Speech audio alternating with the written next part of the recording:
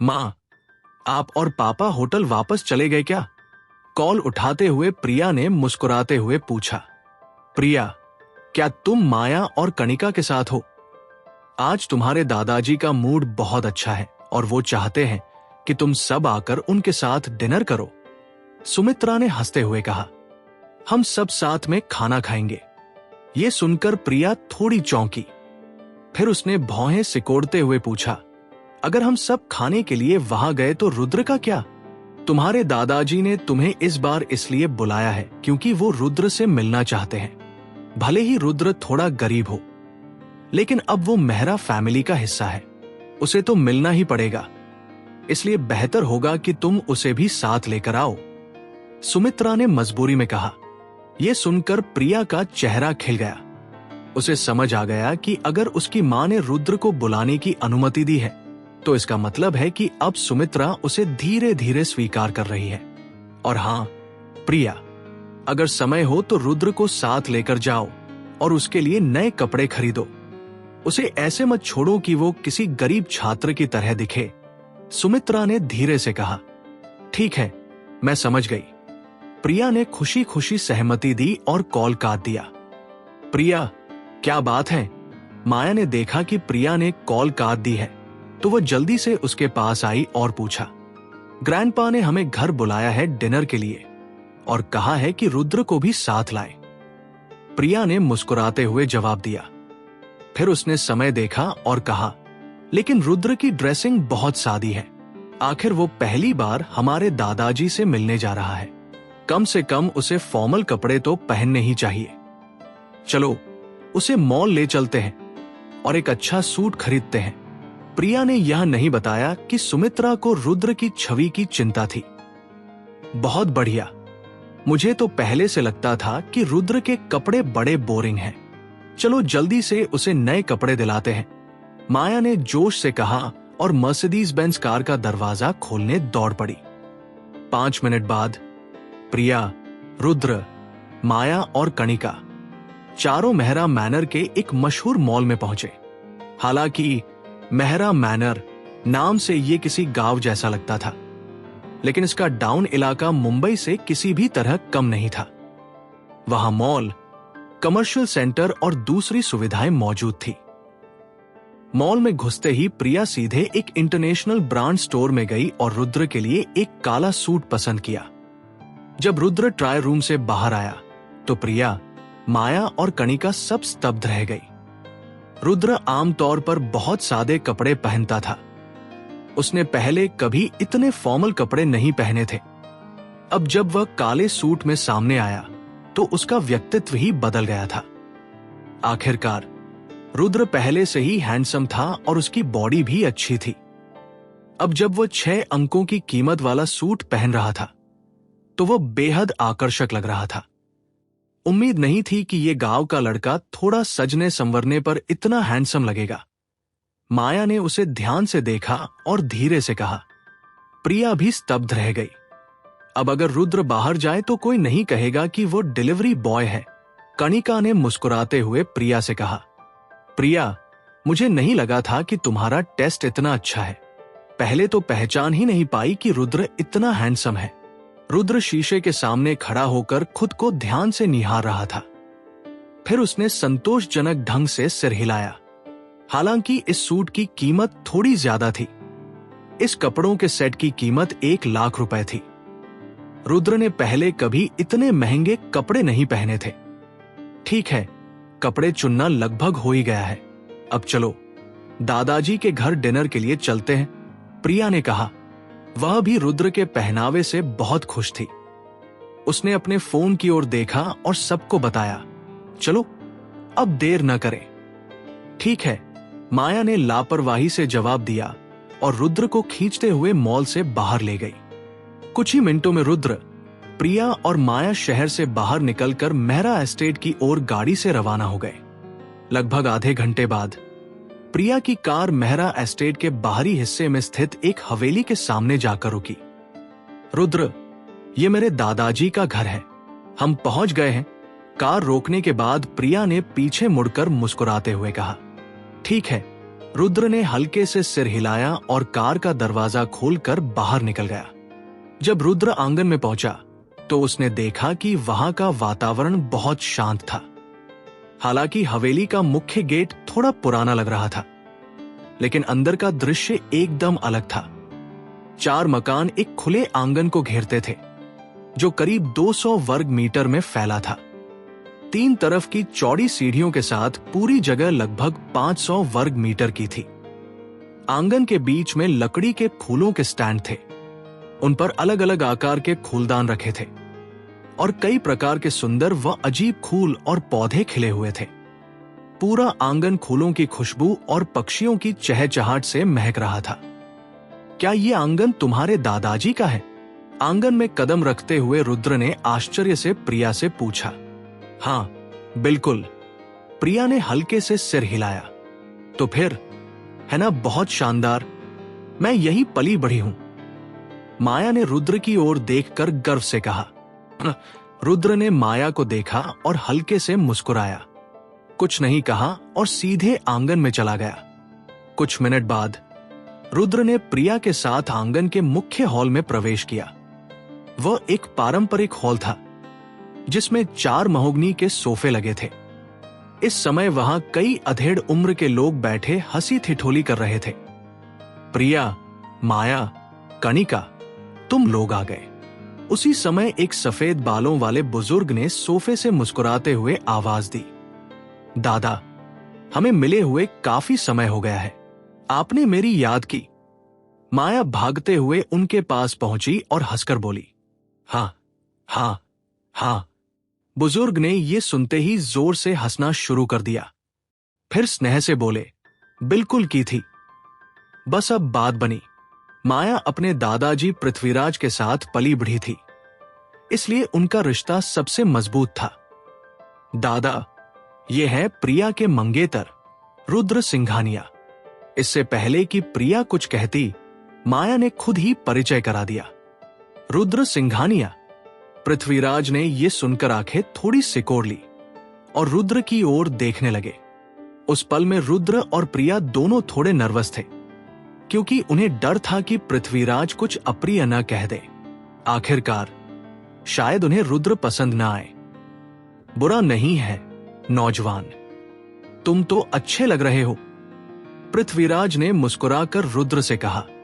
दादा पृथ्वीराज, आपसे मिलकर अच्छा लगा। रुद्र को उम्मीद नहीं थी कि पृथ्वीराज इतने विनम्र होंगे, इसलिए उसने शालीनता से अभिवादन किया। Hello hello. पृथ्वीराज ने धीरे से सिर हिलाया। फिर प्रिया से कहा, प्रिया, माया, तुम लोग उधर जाकर थोड़ा घूमो। शायद डिनर का टाइम हो गया है। मैं बुला लूंगा जब खाना तैयार होगा। ठीक है। प्रिया ने खुशी से सहमति दी और रुद्र को लेकर अंदर चली गई। कुछ समय बाद प्रिया रुद्र, माया और कणिका को एक कमरे में ले गई। मेहरा फैमिली बहुत बड़ी थी। पृथ्वीराज के भाई बहनों को छोड़ भी दे तो उनके 4 बेटे और 4 बेटियां थी।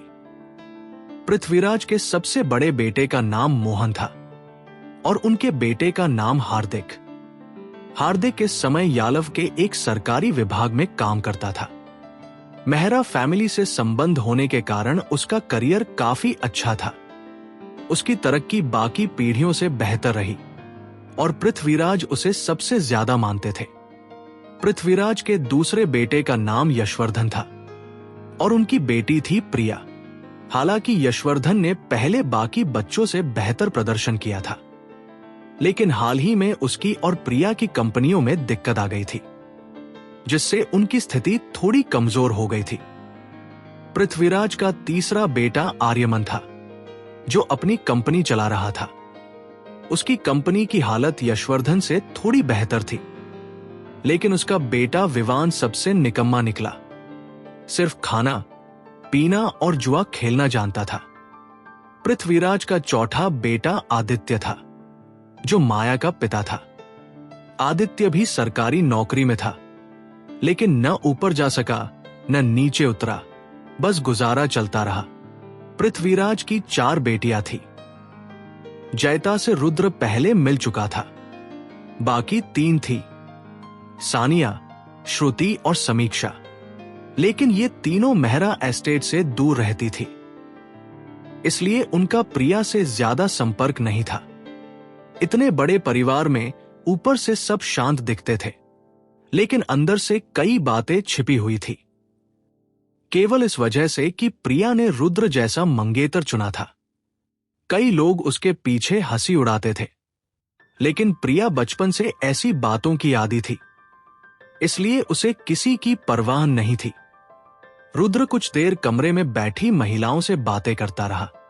प्रिया, माया, खाना तैयार है।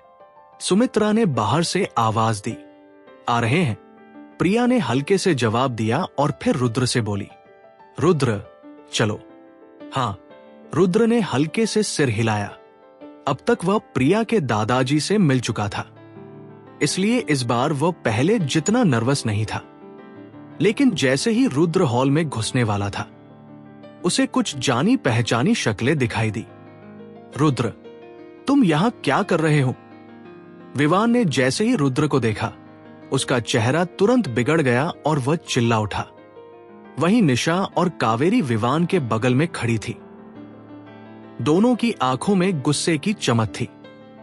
मेहरा फैमिली के आंगन में जैसे ही रुद्र, प्रिया और बाकी लोग डिनर के लिए बाहर निकलने वाले थे, उन्होंने देखा कि विवान, कावेरी और निशा कमरे से कुछ ही कदम दूर आ रहे थे।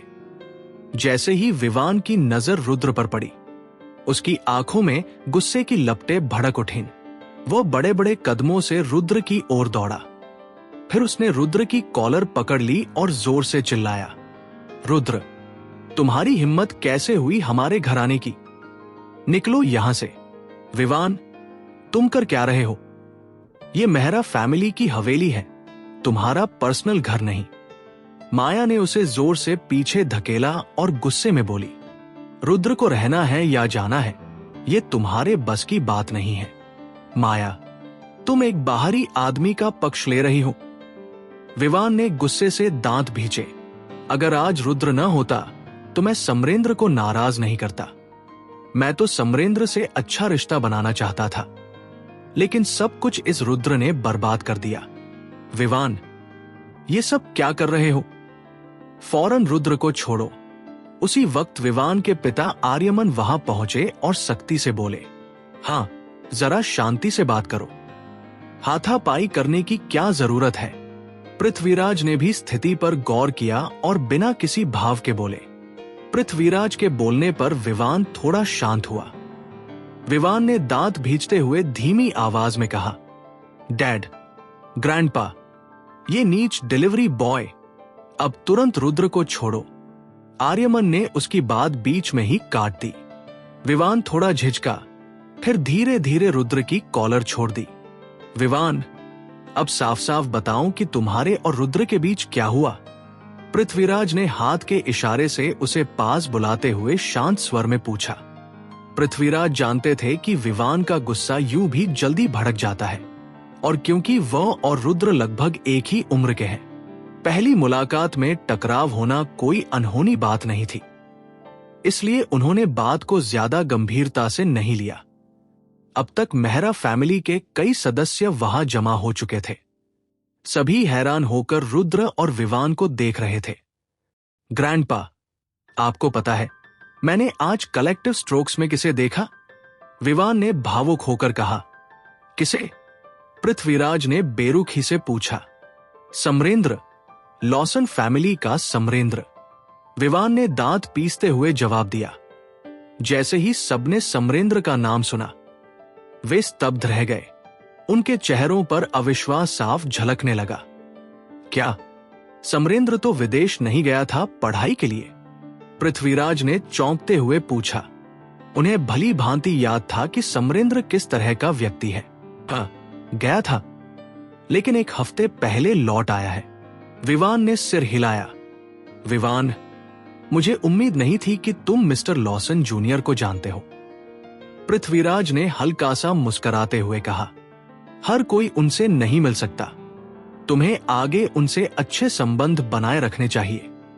मैंने सुना है कि लॉसन फैमिली पूरी मेहरा स्टेट में सबसे अमीर है। व्यापार और राजनीति दोनों में उनकी बड़ी पहचान है। विवान की बात सुनकर मेहरा परिवार के बाकी सदस्य धीरे धीरे फुसफुसाकर चर्चा करने लगे। अच्छा विवान, तुम्हारे हिसाब से समरेंद्र और रुद्र का क्या रिश्ता है? पृथ्वीराज ने अब भी शांत भाव से पूछा। ग्रैंडपा, हुआ ये कि कुछ समय पहले लॉसन फैमिली ने एक रियल एस्टेट प्रोजेक्ट में निवेश किया था और उस प्रोजेक्ट की जिम्मेदारी समरेंद्र के पास थी। मुझे भी उस प्रोजेक्ट में रुचि थी, तो जब समरेंद्र विदेश में था मैंने उससे संपर्क किया और कहा कि मुझे इस प्रोजेक्ट में साथ शामिल करें। विवान ने समझाया। वाह विवान, अब वाकई कुछ बनने लगा है। विवान की मां की आंखों में चमक आ गई। आखिरकार परिवार में उसे अब तक सबसे निकम्मा समझा जाता था। अब जब वह समरेंद्र जैसे व्यक्ति से संबंध जोड़ रहा था तो उसकी मां खुली नहीं समा रही थी। यहां तक कि उसके पिता आर्यमन ने भी चैन की सांस ली। लॉसन फैमिली शानदार है और उनके बच्चों में समरेंद्र सबसे होनहार है। पृथ्वीराज ने धीरे से कहा, विवान, अगर तुम समरेंद्र के साथ मेलजोल रखो तो तुम्हें बहुत फायदा होगा। आज की दुनिया में पैसों के अलावा कनेक्शन सबसे जरूरी चीज है। खासकर मेहरा स्टेट जैसे छोटे शहर में लॉसन फैमिली के पास लगभग सभी प्रमुख संसाधनों का नियंत्रण था। अगर विवान का रिश्ता समरेंद्र से मजबूत हो जाता तो उसे जिंदगी भर कुछ करने की जरूरत नहीं पड़ती। किसी ने सोचा भी नहीं था कि मेहरा फैमिली का सबसे निकम्मा लड़का लॉसन जैसे ताकतवर परिवार से रिश्ता जोड़ लेगा। दादा, मुझे पता है कि मिस्टर लॉसन जूनियर से अच्छा रिश्ता बनाना मेरे लिए बहुत फायदेमंद होगा, विवान ने आत्मविश्वास से कहा। इसीलिए मैं आज सानवी के कलेक्टिव स्ट्रोक्स में गया था। मैं चाहता था कि ऐसा लगे जैसे मेरी समरेंद्र से अचानक मुलाकात हो गई हो और फिर मौका पाकर उसका विश्वास जीत लूं। वह एक पल के लिए रुका, फिर गुस्से से बोला, लेकिन सारी योजना रुद्र ने बिगाड़ दी। उसने मेरी मेहनत पर पानी फेर दिया। विवान ने रुद्र की ओर उंगली उठाई और भरे स्वर में चिल्लाया। असल में विवान वहां समरेंद्र से मिलने नहीं गया था। वह तो चाहता था कि रुद्र को सबके सामने बेइज्जत होते देखे। उसने ये कहानी इसलिए गढ़ी ताकि मेहरा फैमिली को लगे कि रुद्र ने ही उसके करियर का नुकसान किया है। विवान के आरोप असरदार थे। वहां मौजूद सब लोगों ने अपनी भौहें सिकोड़ ली और रुद्र की ओर संदेह से देखने लगे।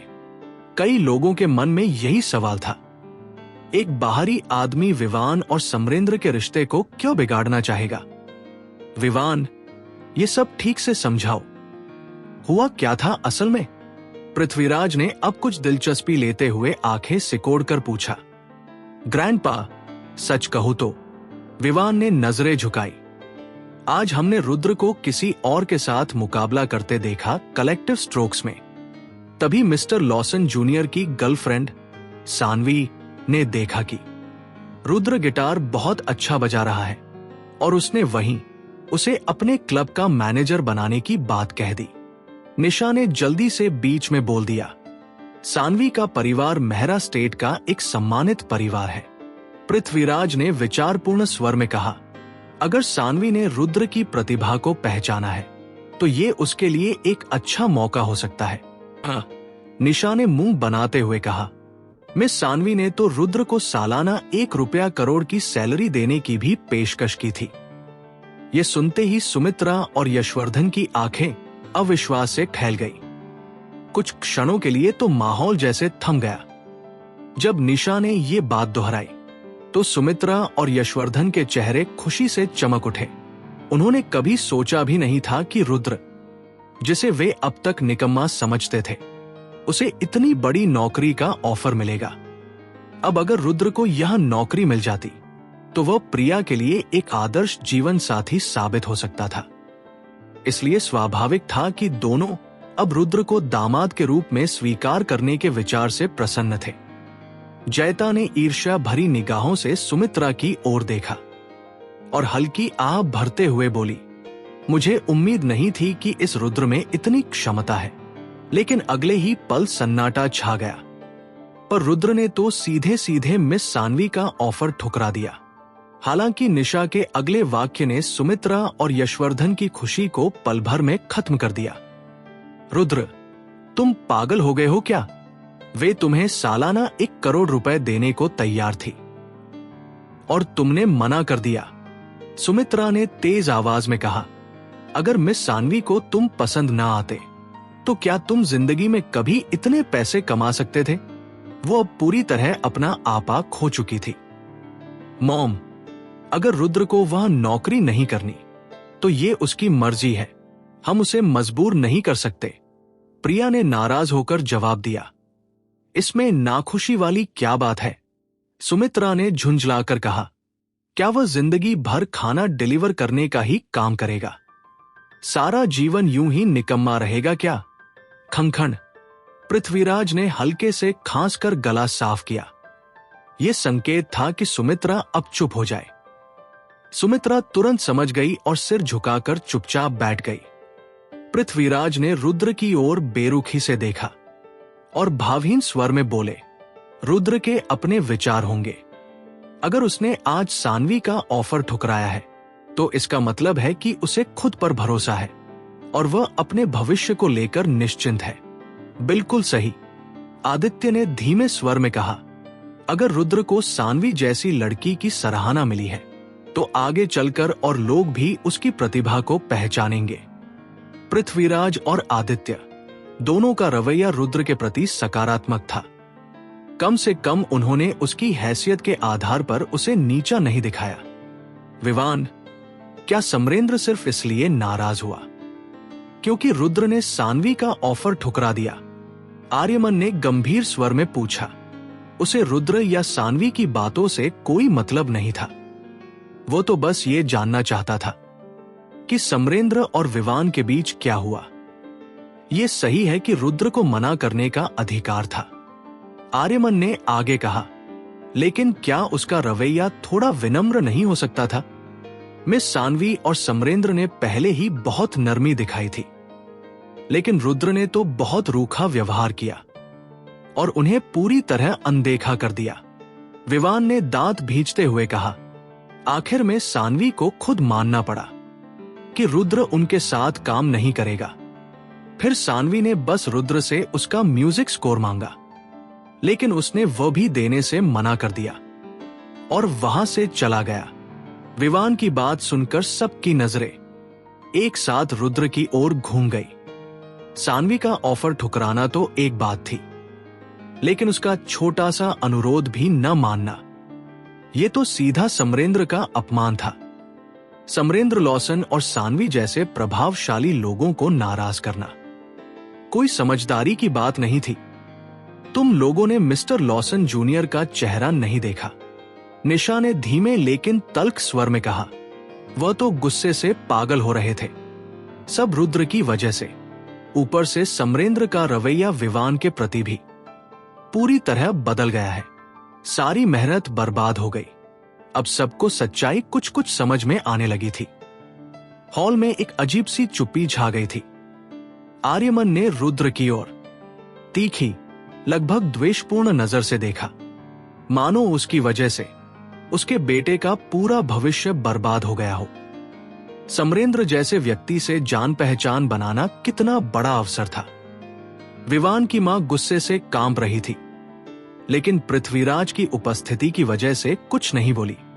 ग्रैंडपा, ये क्या हो गया? समरेंद्र से रिश्ता बनाना इतना आसान नहीं था, लेकिन अब रुद्र ने सब बिगाड़ दिया।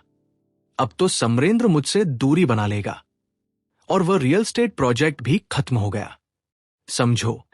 विवान गुस्से में पृथ्वीराज से बोला। हाँ डैड, कुछ भी हो, विवान के साथ इंसाफ तो कीजिए। विवान की मां ने भी पूछा, आदित्य, तुम्हारा क्या विचार है आज की घटना को लेकर?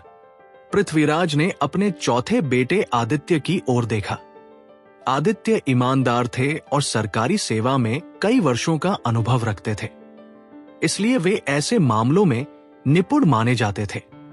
अगर निष्पक्ष दृष्टिकोण से देखा जाए तो रुद्र ने थोड़ी ज्यादती कर दी। आखिर विवान ने काफी मेहनत की थी। और एक छोटी सी बात की वजह से सब बर्बाद हो गया।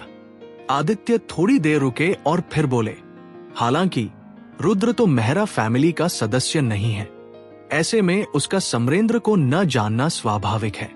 आदित्य की बात का मतलब था कि उन्होंने किसी का पक्ष नहीं लिया। डैड, ये कैसी बात है आप कर रहे हैं? आप कह रहे हो कि ये एक छोटी सी बात है। रुद्र का किसी के साथ काम करना उसकी मर्जी है। विवान के लिए वो अपनी आजादी क्यों छोड़े? माया ने आदित्य से सवाल किया। मैं रुद्र से यह नहीं कह रहा कि वह सानवी के आर्ट सेंटर में काम करे, लेकिन कम से कम वो स्कोर तो दे सकता था ना। आदित्य ने हल्के स्वर में कहा और आगे जोड़ा, मुझे लगता है कि आज की स्थिति का सबसे अच्छा हल ये होता कि रुद्र भले ही सानवी का ऑफर ठुकरा दे, लेकिन मिस्टर लॉसन जूनियर का सम्मान बनाए रखने के लिए खुद ही स्कोर दे देता। ऐसे में दोनों पक्षों की इज्जत बनी रहती और समरेंद्र नाराज नहीं होता। वो स्कोर रुद्र की मां की आखिरी निशानी है, वो उसे किसी बाहरी को क्यों देगा? माया ने पलटकर जवाब दिया। ये सुनकर वहां मौजूद सभी लोग चौंक गए। अब सबको सच्ची वजह समझ में आने लगी। ठीक है, अब बहस बंद करो। ऐसा करते हैं, मैं खुद रुद्र को लेकर लॉसन फैमिली के पास जाऊंगा और समरेंद्र और सानवी से माफी मंगवाऊंगा। साथ ही स्कोर की बात भी साफ कर दूंगा। आखिरकार लॉसन फैमिली और मेहरा फैमिली पारिवारिक मित्र हैं। मुझे नहीं लगता कि इस माफी के बाद रुद्र को कोई परेशान करेगा और विवान की बात भी सुलझ जाएगी। पृथ्वीराज के बड़े बेटे मोहन ने उठकर एक सुझाव दिया, जिसे सभी ने स्वीकार कर लिया। अंकल मोहन का सुझाव अच्छा है। अगर रुद्र माफी मांग ले तो शायद समरेंद्र मुझे लेकर ज्यादा सख्ती ना करे।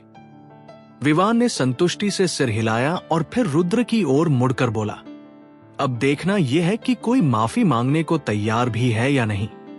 विवान की बात सुनकर सबकी निगाहें रुद्र की ओर टिक गई। उसके जवाब का इंतजार करते हुए जब सब लोग रुद्र की ओर देखने लगे तो वो हल्की सी मुस्कान के साथ असहज हो गया। रुद्र के मन में इस समय एक सीधी सी बात चल रही थी। अगर उससे प्रिया को अच्छा महसूस हो तो वह समरेंद्र से माफी मांगने को तैयार है, लेकिन उसे डर था कि अगर समरेंद्र के पिता प्रताप ने उसे देख लिया तो उसकी असली पहचान उजागर हो सकती है और मामला बिगड़ जाएगा। रुद्र, क्या कर रहे हो? जल्दी कुछ बोलो, यशवर्धन ने दांत भीते हुए गुस्से में कहा। इस समय सबकी नजर में रुद्र द्वारा समरेंद्र से माफी मांगना ही सबसे सीधा और कारगर उपाय था। समरेंद्र से मेहरा फैमिली को जो फायदा मिल सकता था वो रुद्र के बस से बाहर था। मोहन ने यह सुझाव सिर्फ विवान की समस्या को नहीं बल्कि पूरी मेहरा फैमिली के हित को ध्यान में रखकर दिया था। रुद्र, जल्दी बोलो कुछ, सुमित्रा ने भौहें चढ़ाकर कहा। रुद्र अकेला खड़ा था। सामने अनजान और अजनबी चेहरों को देखकर वो खुद को बहुत बेबस महसूस कर रहा था। ऐसा लग रहा था जैसे पूरी मेहरा फैमिली ने विवान का पक्ष ले लिया हो और उसके साथ कोई नहीं था। रुद्र को माफी मांगने की जरूरत ही क्या है? लेकिन तभी जब रुद्र कुछ कहने ही वाला था, अचानक एक आवाज पीछे से आई। प्रिया तेजी से रुद्र के पास आकर खड़ी हो गई और उसका पक्ष लिया। सबसे पहले रुद्र का सानवी का निमंत्रण ठुकराना उसकी आजादी है और वह मेरा मंगेतर है।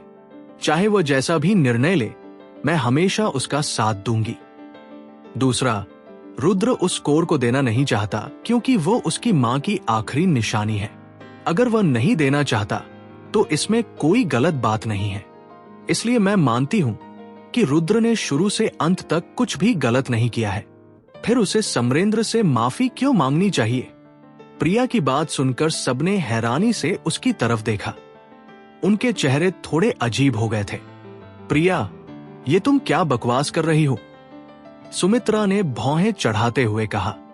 मैं बकवास नहीं कर रही, सच कह रही हूं।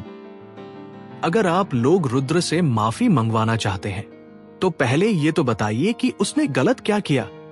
जब उसने कुछ गलत किया ही नहीं तो उसे माफी क्यों मांगनी चाहिए? प्रिया ने सबको घूरते हुए कहा। असल में आप लोगों ने कभी भी रुद्र की भावनाओं का ख्याल नहीं रखा।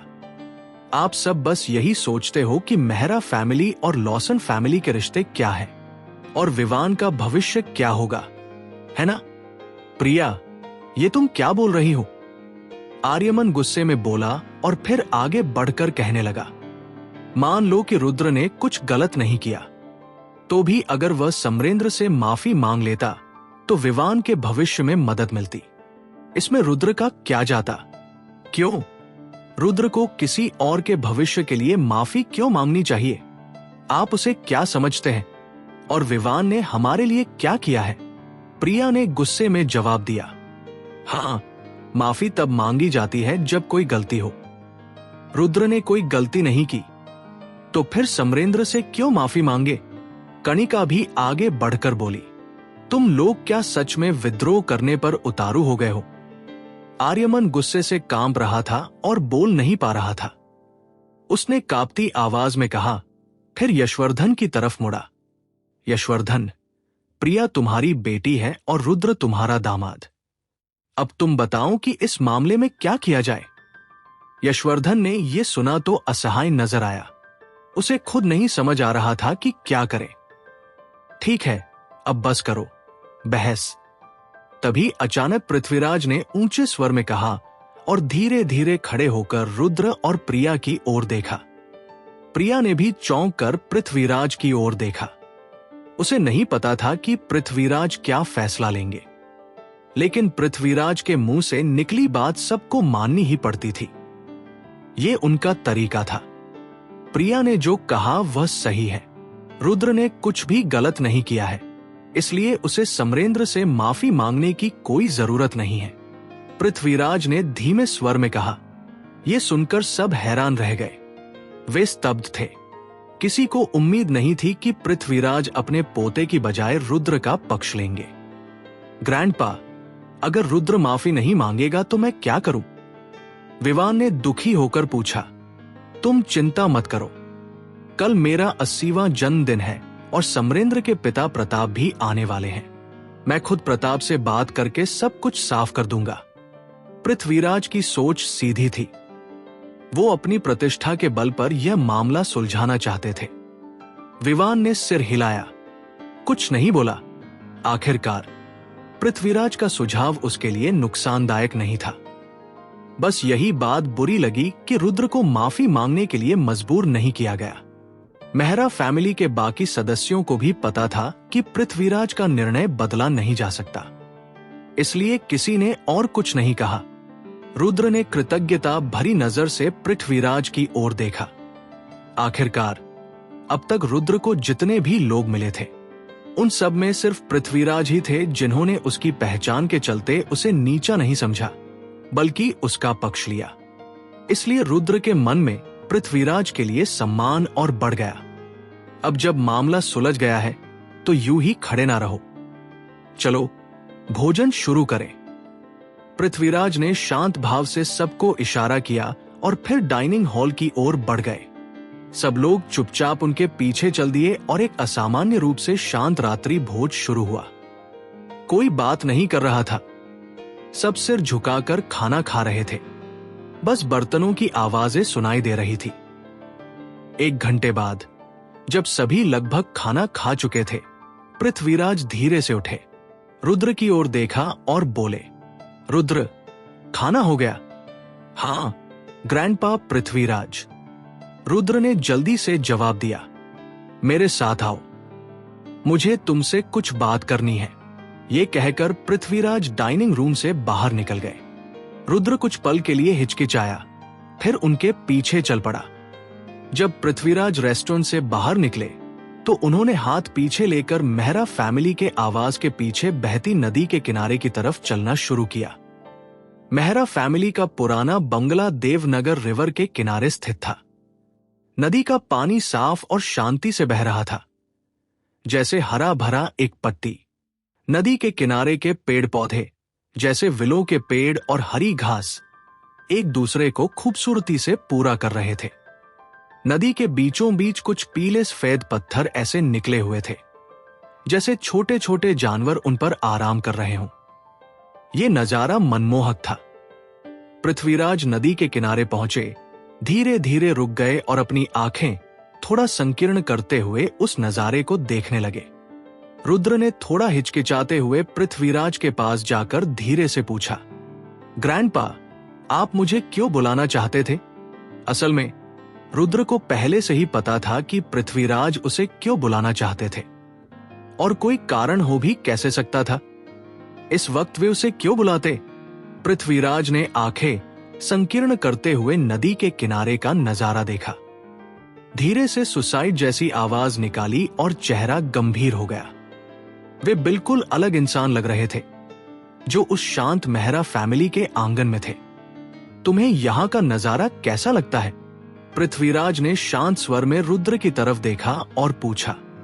बुरा नहीं है, रुद्र ने थोड़ा झिझकते हुए धीरे धीरे जवाब दिया।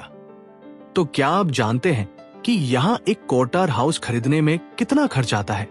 पृथ्वीराज ने सवाल जारी रखा। नहीं पता, रुद्र ने सिर हल्के से हिलाया। अगर तुम्हें पता नहीं है तो मैं बताता हूं।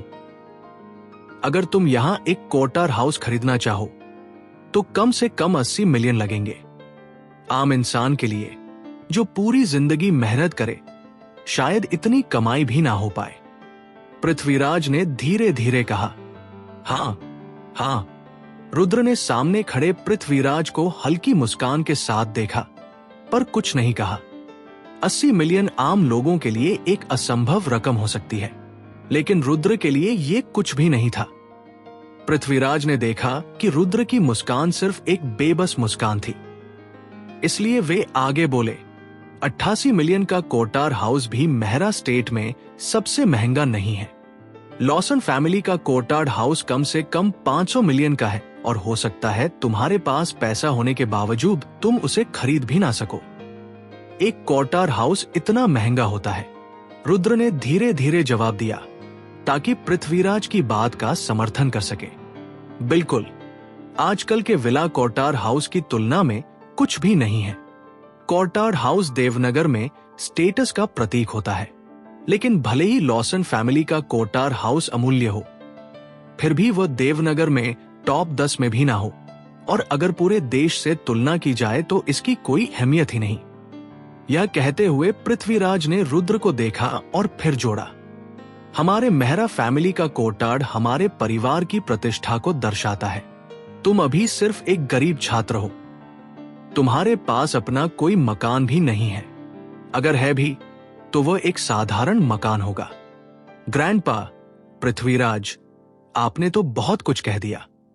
आप क्या कहना चाहते हैं? रुद्र ने भौहें चढ़ाते हुए पूछा। मेरा मतलब है, तुम मेहरा फैमिली के स्तर के नहीं हो, तुम मेरी पोती प्रिया की दुनिया के नहीं हो। इसलिए मैं चाहता हूं कि तुम सगाई तोड़ दो और प्रिया को छोड़ दो। पृथ्वीराज ने सीधे सीधे बात रख दी, बिना किसी घुमाव के। रुद्र ने हैरानी से पृथ्वीराज की ओर देखा, क्योंकि जब वे पहले मेहरा फैमिली के आंगन में थे, तब पृथ्वीराज ने उन्हें नीचा नहीं समझा था। भले ही वे गरीब थे, पर अब रुद्र को समझ आ गया कि जो सब कुछ पृथ्वीराज ने उस दिन दिखाया था, वो सब नाटक था। ग्रैंडपा, पृथ्वीराज, आप कैसे जानते हैं कि मैं प्रिया के लायक नहीं हूं? रुद्र ने धीरे से पूछा। मैं कैसे जानूं? पृथ्वीराज ने बेपरवाह होकर जवाब दिया और फिर कहा, मैं मानता हूं कि आम लोगों की तुलना में तुम काबिल हो।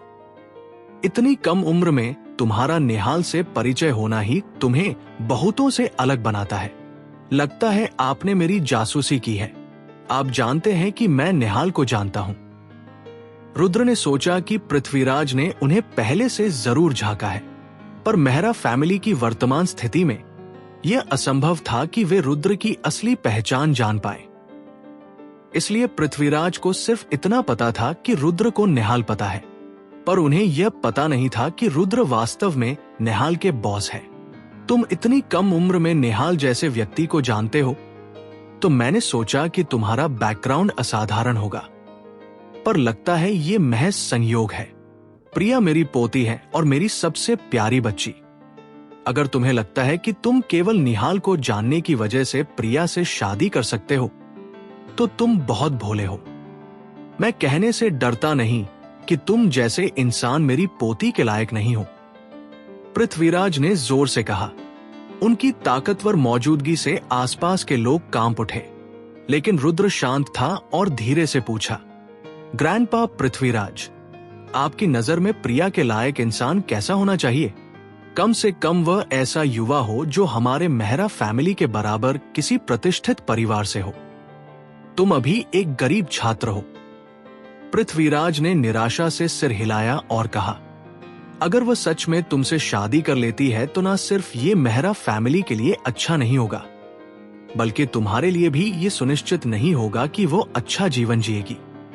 तो हम उसे तुम्हारे साथ शादी कैसे देंगे? सीधे कहूं तो आप इस शादी को एक सौदे की तरह देखते हैं। आप सोचते हैं कि अगर प्रिया मुझसे शादी करती है तो मुझे क्या लाभ मिलेगा। पृथ्वीराज इतना सच्चा था कि उसे किसी झिझक का पता नहीं था। अगर आप ऐसा सोचते हैं तो मैं उसका विरोध नहीं करता। आखिरकार बड़े लोग तो सिर्फ फायदे नुकसान सोचते हैं, सही गलत की कोई बात नहीं। मैं प्रिया को नहीं छोड़ूंगा। रुद्र ने बेपरवाह होकर कहा, यह तुम्हारा फैसला नहीं है कि तुम छोड़ो या नहीं। अगर तुम प्रिया को छोड़ोगे नहीं तो मैं लॉसन फैमिली के मामले में तुम्हारी मदद नहीं करूंगा। तब लॉसन तुम्हारा बदला लेंगे। हालांकि निहाल का दायरा बड़ा है, लेकिन वह मेहरा फैमिली से जुड़ा नहीं है। इसलिए अगर तुम मान जाओगे नहीं तो शायद तुम मेहरा स्टेट छोड़ भी नहीं पाओगे। पृथ्वीराज ने शायद अनुमान लगाया था कि रुद्र इन बातों को ठुकराएगा, इसलिए धमकी देते हुए कहा, यह लॉसन फैमिली का फैसला नहीं है कि मैं मेहरा स्टेट छोड़ सकूं या नहीं। रुद्र ने दबंगाना लहजे में कहा, युवा आदमी, तुम्हें इतना आत्मविश्वास नहीं होना चाहिए।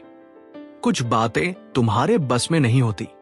रुद्र की बात सुनने के बाद पृथ्वीराज के चेहरे पर गुस्से की एक झलक दिखाई दी और उसने ठंडे लहजे में कहा, मेरी टांगे मेरी हैं। अगर मैं जाना चाहता हूं तो मुझे कौन रोक सकता है? रुद्र ने बिना किसी हाव भाव के पृथ्वीराज की ओर देखा। भले ही वह अपनी पहचान उजागर नहीं कर सकता था, लेकिन उसका स्वभाव धीरे धीरे बदल रहा था। अगर ये 1 महीने पहले वाला रुद्र होता तो शायद वह ऐसी बातें कभी ना कहता। लेकिन अब रुद्र को एक बात अच्छी तरह समझ आ गई थी कि कुछ लोगों के साथ आप जितनी शालीनता से पेश आएंगे वे उतना ही फायदा उठाएंगे। पृथ्वीराज ऐसा ही एक इंसान था। क्योंकि पृथ्वीराज उसे नीचा समझता था, इसलिए रुद्र ने सीधी टक्कर लेने का फैसला किया। हालांकि पृथ्वीराज की नजर में रुद्र का यह व्यवहार बस मजाक ही था, क्योंकि लॉसन फैमिली लगभग अजय मानी जाती थी।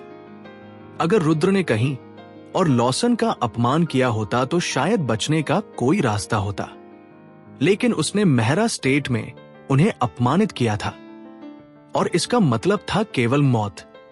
बच्चे, मेरी बात मानो। यह सही है कि युवाओं को आत्मगौरव होना चाहिए, लेकिन ज्यादा घमंड तुम्हारे लिए नुकसानदायक होगा। पृथ्वीराज ने धीरे से कहा, तुम मुझे घमंडी कह सकते हो क्योंकि मेरे पास घमंड करने का अधिकार है, लेकिन मुझे प्रिया से दूर रहने को कहने का अधिकार तुम्हें नहीं है। रुद्र ने पृथ्वीराज की तरफ मुड़ते हुए तीखे स्वर में कहा, मुझे ये कहने का अधिकार नहीं। पृथ्वीराज ने ठहाका मारा, फिर रुद्र की ओर थोड़ा गुस्से में देखा और कहा, अगर ऐसा है तो तुम्हारे पास इतना घमंड करने का अधिकार कहां से आया? क्या तुम्हारे पास कोई ताकतवर बैकग्राउंड है? क्या तुम किसी अमीर परिवार से हो? क्या तुम इसलिए घमंडी हो क्योंकि तुम निहाल को जानते हो? जब पृथ्वीराज ये शब्द कह रहा था, उसका शरीर हल्का सा कांप रहा था और आंखों में थोड़ी निराशा झलक रही थी।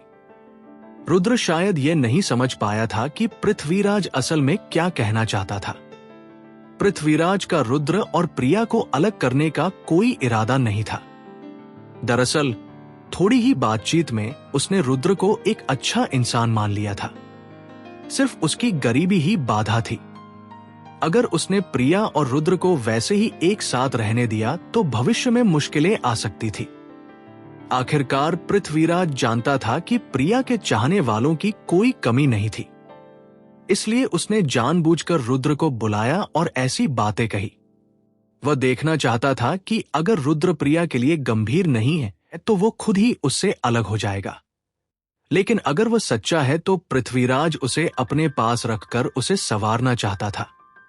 भले ही वो रुद्र को उस ऊंचाई तक ना पहुंचा सके जहां सब उसकी इज्जत करें, लेकिन कम से कम रुद्र एक प्रभावशाली इंसान तो बन ही सकता था। मगर रुद्र की प्रतिक्रिया ने उसे चौंका दिया। उसने प्रिया को लॉसन फैमिली की धमकी के कारण नहीं छोड़ा, लेकिन उसका घमंड देखकर पृथ्वीराज निराश हो गया, क्योंकि किसी भी नौजवान को, चाहे वो कहीं से भी हो, विनम्र तो होना ही चाहिए। लेकिन रुद्र ऐसा नहीं था।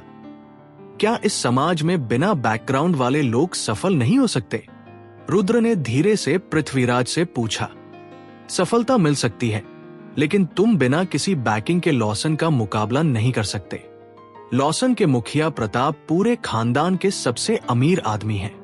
यहां तक कि पूरे मुंबई में वे टॉप 10 में आते हैं। प्रताप की मुंबई के मेयर से अच्छी दोस्ती है और वो शौर्यवीर सिंह को भी जानते हैं। उनके अंडरवर्ल्ड से भी गहरे रिश्ते हैं। बताओ, तुम ऐसे आदमी से कैसे टक्कर लोगे? क्या तुम चाहते हो कि निहाल तुम्हारे लिए विनती करे? क्या ये तर्क संगत है? पृथ्वीराज ने जोर देकर कहा। रुद्र बस कड़वी हंसी हंस सका। पृथ्वीराज ये नहीं जानता था कि निहाल, प्रताप और शौर्यवीर सिंह सभी रुद्र के ही कर्मचारी थे। इन तीनों को रुद्र को देखकर आदरपूर्वक मिस्टर रुद्र कहना पड़ता था। तुम चुप क्यों हो? अब समझ में आया कि तुम कितने भोले हो, पृथ्वीराज ने रुद्र से पूछा। रुद्र कुछ नहीं बोला। अब मैं तुम्हें 3 विकल्प देता हूं। पहला, प्रिया को तुरंत छोड़ दो। मैं तुम्हें बड़ी रकम दूंगा और लॉसन से तुम्हारी समस्या सुलझा दूंगा।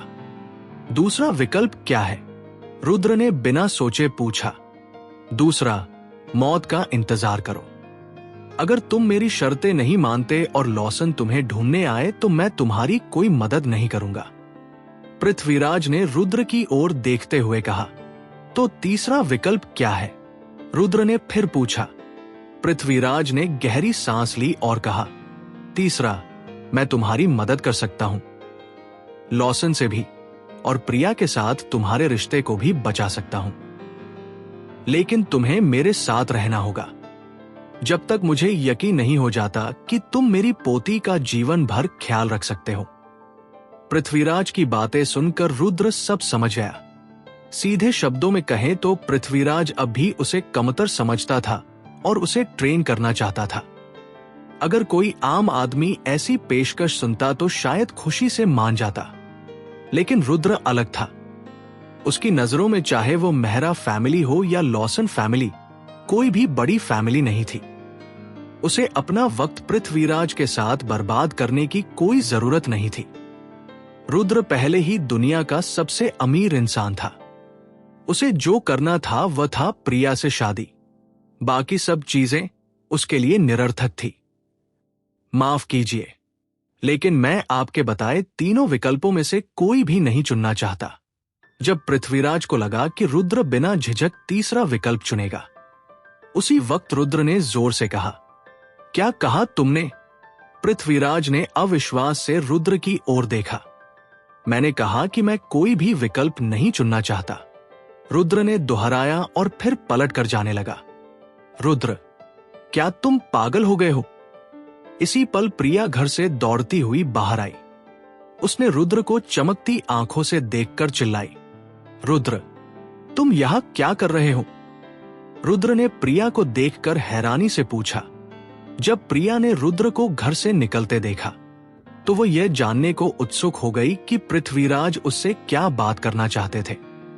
इसलिए थोड़ी देर हिचकिचाने के बाद वह चुपचाप आंगन वाले घर के पीछे चली गई और रुद्र और पृथ्वीराज की बातचीत को छिपकर सुनने लगी। उसकी नजर में भले ही पृथ्वीराज की बातें सुनने में बहुत अच्छी नहीं थी, लेकिन उसके इरादे नेक थे। वह बस चाहता था कि रुद्र प्रिया के पास रहे और उसे आगे बढ़ने का एक मौका मिले। प्रिया को लगा था कि रुद्र बिना झिझक ये बात मान लेगा, लेकिन उसे ये उम्मीद नहीं थी कि वह सीधे पृथ्वीराज के प्रस्ताव को ठुकरा देगा। प्रिया, तुम यहां क्या कर रही हो? रुद्र का लहजा बहुत दृढ़ था, लेकिन वो ये उम्मीद नहीं कर रहा था कि प्रिया दूर से उसकी बातें सुन रही होगी। ये मेरा घर है, मैं यहां क्यों नहीं हो सकती? प्रिया ने अपनी बड़ी बड़ी भरी आंखों से चिल्लाकर कहा। फिर उसने रुद्र की तरफ देखा और कहा, रुद्र, तुम्हें पता है कि तुम अभी कितनी मूर्खतापूर्ण हरकत कर रहे हो। अगर तुम मेरे दादा के साथ रहो तो मुझे यकीन है कि कुछ ही सालों में तुम एक ऐसे इंसान बन जाओगे जिसे सब सराहे। लेकिन अब अपनी बातों की वजह से तुमने इतना अनमोल मौका खो दिया। प्रिया के मन में बस एक ही बात थी, रुद्र को किसी भी तरह से पृथ्वीराज के पास रहने के लिए मनाना। यह दोनों के लिए फायदेमंद था, रुद्र और प्रिया दोनों के लिए। लेकिन प्रिया को यह उम्मीद नहीं थी कि रुद्र पृथ्वीराज को मना कर देगा। रुद्र ने प्रिया की तरफ देखा और समझ नहीं पाया कि क्या बोले। पृथ्वीराज के सामने वह जितना कठोर था, प्रिया के सामने वो वैसा व्यवहार नहीं कर सकता था। रुद्र, मेरे दादा तुम्हें इतना अच्छा मौका दे रहे हैं और तुम उसकी कदर ही नहीं कर रहे हो। तुम्हें पता है कितने लोग इस मौके का सपना देखते हैं। प्रिया को यह देखकर निराशा हुई कि रुद्र उसकी उम्मीदों पर खरा नहीं उतर रहा था। उसने गुस्से में चिल्लाकर कहा, प्रिया, मुझे अभी यहां नहीं रहना। रुद्र ने शांत स्वर में जवाब दिया और फिर मुड़कर आंगन वाले घर की ओर चला गया। रुद्र, तुम। प्रिया ने रुद्र की पीठ की ओर देखा और उसके चेहरे पर भ्रम की झलक थी।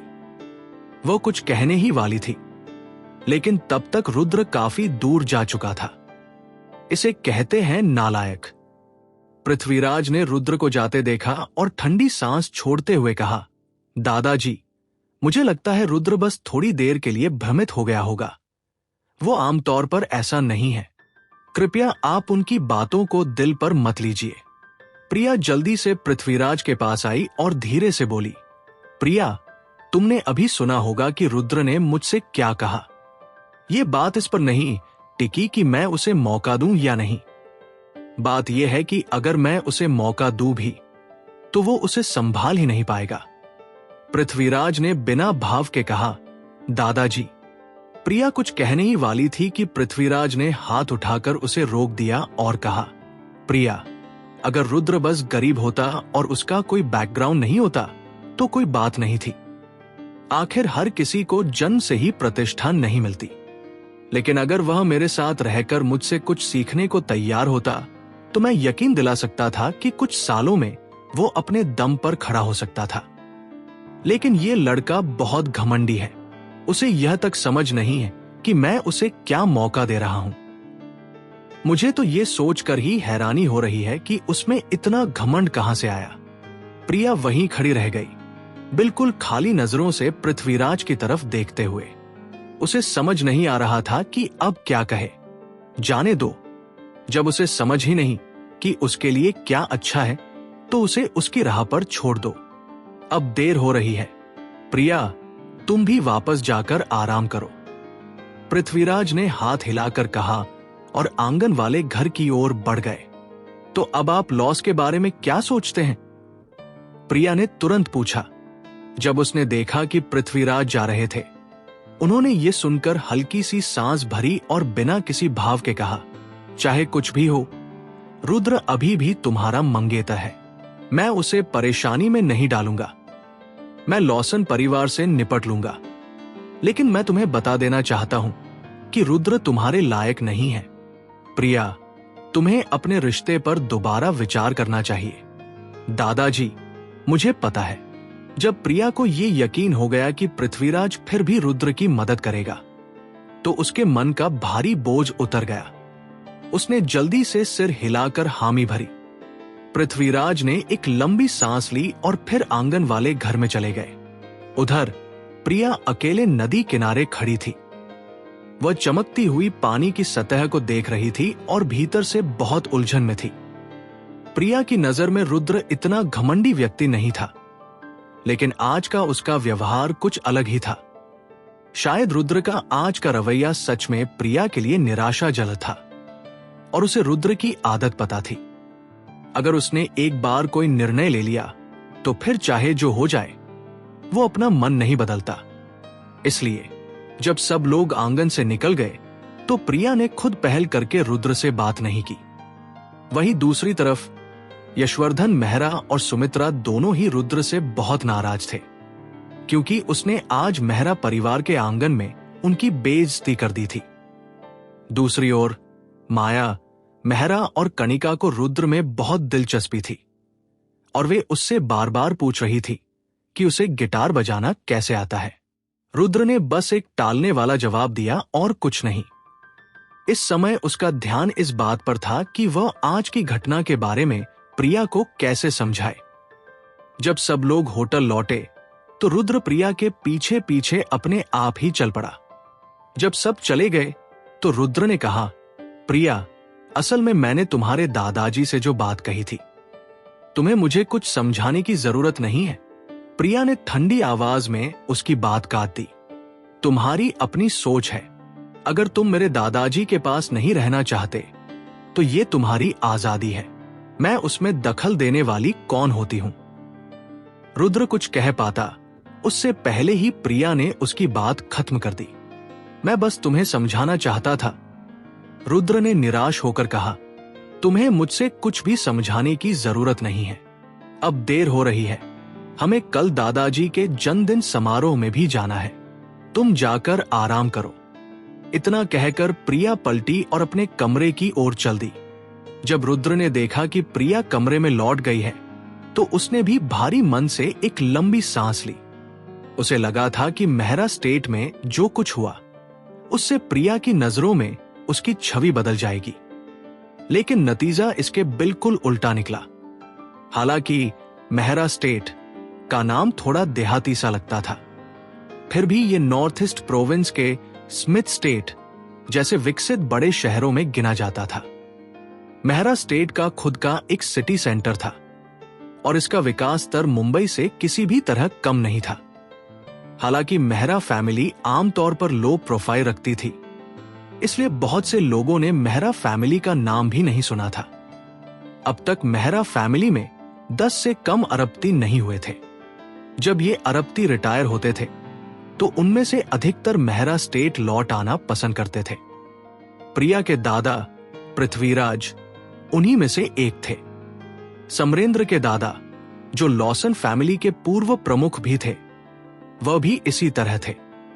इन्हीं अमीर व्यापारियों के वापस लौटने के कारण मेहरा स्टेट की अर्थव्यवस्था ने तेजी से विकास किया। ये मुंबई जैसे बड़े शहर के बराबर हो गया था। आज मेहरा फैमिली के लिए एक बहुत ही खास दिन था। मेहरा फैमिली के मुखिया पृथ्वीराज आज अपना 80वां जन्मदिन मना रहे थे। मूल रूप से मेहरा स्टेट में जो भी थोड़ा बहुत प्रसिद्ध अमीर व्यापारी था, वो इस बर्थडे पार्टी में शामिल होने और पृथ्वीराज को तोहफा देने आता। साथ ही पृथ्वीराज के कई भाई बहन भी थे। ये सभी देश भर के प्रसिद्ध अमीर व्यापारी थे, इसलिए कुछ मेहमान तो सिर्फ पृथ्वीराज के भाई बहनों की वजह से ही आए थे। पृथ्वीराज के 2 भाई थे, चिरंजीव और अमित मेहरा। हालांकि पृथ्वीराज स्टेट में काफी प्रसिद्ध थे, फिर भी वह अपने दोनों भाइयों के मुकाबले पीछे थे। चाहे चिरंजीव हो या अमित, दोनों की संपत्ति दर्जनों अरबों में थी। मेहरा फैमिली में पृथ्वीराज के परिवार में सिर्फ यशवर्धन ही था, जो पिछले कुछ वर्षों में थोड़ा बहुत आगे बढ़ा था। बाकी लोग उल्लेखनीय नहीं थे। सुबह 10 बजे जिस होटल में बर्थडे पार्टी हो रही थी, वहां पहले से ही भीड़ थी। हॉल में कुछ मेहमान थे। ये आम तौर पर ऐसे लोग थे जिनका रुतबा ज्यादा नहीं था। वे सिर्फ पृथ्वीराज से जान पहचान बढ़ाने के लिए जल्दी आ गए थे। असल में सम्मानित मेहमान तो बर्थडे पार्टी के आरंभ पर ही आते थे। रुद्र, प्रिया, यशवर्धन, सुमित्रा और अन्य लोग हॉल में दाखिल हुए। रुद्र ने देखा कि मेहरा फैमिली के ज्यादातर लोग पहले से ही आ चुके थे। कुछ लोग किचन में डिशेस चेक कर रहे थे, तो कुछ हॉल में मेहमानों का स्वागत कर रहे थे। माहौल काफी जीवंत था। प्रिया, तुम रुद्र के साथ यही रहो। मैं तुम्हारे पापा की मदद करने जा रही हूं। सुमित्रा ने होटल में प्रवेश करते ही धीरे से प्रिया से कहा। ठीक है, प्रिया ने मजबूरी में हामी भरी। सुमित्रा ने फिर रुद्र की तरफ देखा, भौहें चढ़ाकर बोली, रुद्र, यही चुपचाप खड़े रहना, बाहर जाकर बेइज्जती मत कराना, समझे? समझ गया, रुद्र ने हल्के स्वर में जवाब दिया। मुझे तो तुम्हें यहां लाना ही नहीं चाहिए था, सुमित्रा ने नाक सिकोड़ते हुए कहा और अपना बैग लेकर चली गई। हालांकि प्रिया का परिवार मेहरा स्टेट में नहीं रहता था, लेकिन सुमित्रा भी मेहरा फैमिली से ही थी, इसलिए वो हॉल के ज्यादातर मेहमानों से अच्छी तरह परिचित थी। यशवर्धन भी अपने जान पहचान के मेहमानों से मिलने और बात करने चला गया। रुद्र ने प्रिया की तरफ देखा और उससे बात करने के लिए मुंह खोला, लेकिन इससे पहले कि वो कुछ कह पाता, प्रिया मुड़कर वहां से चली गई और एक शांत जगह पर बैठ गई। रुद्र समझ गया कि प्रिया शायद अब भी पिछली रात की बात से नाराज है, इसलिए वो हल्के से मुस्कुराकर उसके पास जा बैठा। थोड़ी ही देर में 1 घंटा बीत गया। ग्रैंडपा चिरंजीव आ गए। इसी समय विवान ने अचानक चिल्लाकर कहा और होटल से बाहर की तरफ दौड़ पड़ा। पीछे से निशा, कावेरित, हार्दिक मेहरा और अन्य लोग भी उसके पीछे चल पड़े। ग्रैंडपा चिरंजीव कौन है? रुद्र ने हैरानी से पूछा और धीरे से प्रिया से कहा, ग्रैंडपा चिरंजीव मेरे दादाजी के बड़े भाई हैं। वो हमारे घर अक्सर आते रहते हैं, इसलिए हम उन्हें ग्रैंडपा चिरंजीव कहते हैं, प्रिया ने समझाया। तो फिर तुम बाहर जाकर उनका स्वागत क्यों नहीं कर रही? रुद्र ने मुस्कुराकर पूछा। विवान और बाकी सब कर लेंगे, प्रिया ने हल्के स्वर में कहा। ओह, रुद्र ने धीरे से सिर हिलाया और कुछ नहीं बोला। कुछ मिनट बाद विवान और बाकी लोग पृथ्वीराज की उम्र के एक बुजुर्ग को सहारा देकर होटल के अंदर लाए। उनके चेहरे पर एक सौम्य मुस्कान थी, जिससे वो बहुत ही मिलनसार लग रहे थे। तुम उनसे मिलने नहीं जाओगी? रुद्र ने धीरे से पूछा। प्रिया थोड़ी देर के लिए चौंकी, फिर सिर हिलाकर बोली, अभी नहीं, बाद में मिल लूंगी। ठीक है फिर। रुद्र ने भी कोई जोर नहीं दिया, क्योंकि आज के जन्मदिन समारोह में बहुत से मेहमान आए थे। इसी वजह से चिरंजीव को रुद्र, प्रिया और बाकी लोग जो एक कोने में बैठे थे नजर ही नहीं आए। कुछ ही देर में हॉल में और भी बहुत से मेहमान आ चुके थे। ज्यादातर लोगों ने महंगे कपड़े पहन रखे थे और वे किसी आम इंसान जैसे नहीं लग रहे थे। असल में इस तरह की बर्थडे पार्टी में बैठने की व्यवस्था बहुत मायने रखती थी। जितने ज्यादा महत्वपूर्ण मेहमान होते, वे पृथ्वीराज के उतने करीब बैठते। कम प्रतिष्ठा वाले लोग पीछे बैठते, वह भी उम्र और रुतबे के अनुसार। चिरंजीव पृथ्वीराज के बड़े भाई थे, इसलिए उनका रुतबा बाकी मेहमानों से कहीं ज्यादा था। वे सीधे पृथ्वीराज के पास जाकर बैठ गए और सबका अभिवादन करने लगे। लेकिन कुछ ही देर में हॉल में एक और हलचल मच गई। जब एक भारी आवाज सुनाई दी तो सबने दरवाजे की ओर देखा। एक लंबा, मजबूत शरीर वाला, सफेद बालों वाला बुजुर्ग हॉल में दाखिल हुआ। उसके पीछे एक हैंडसम नौजवान था।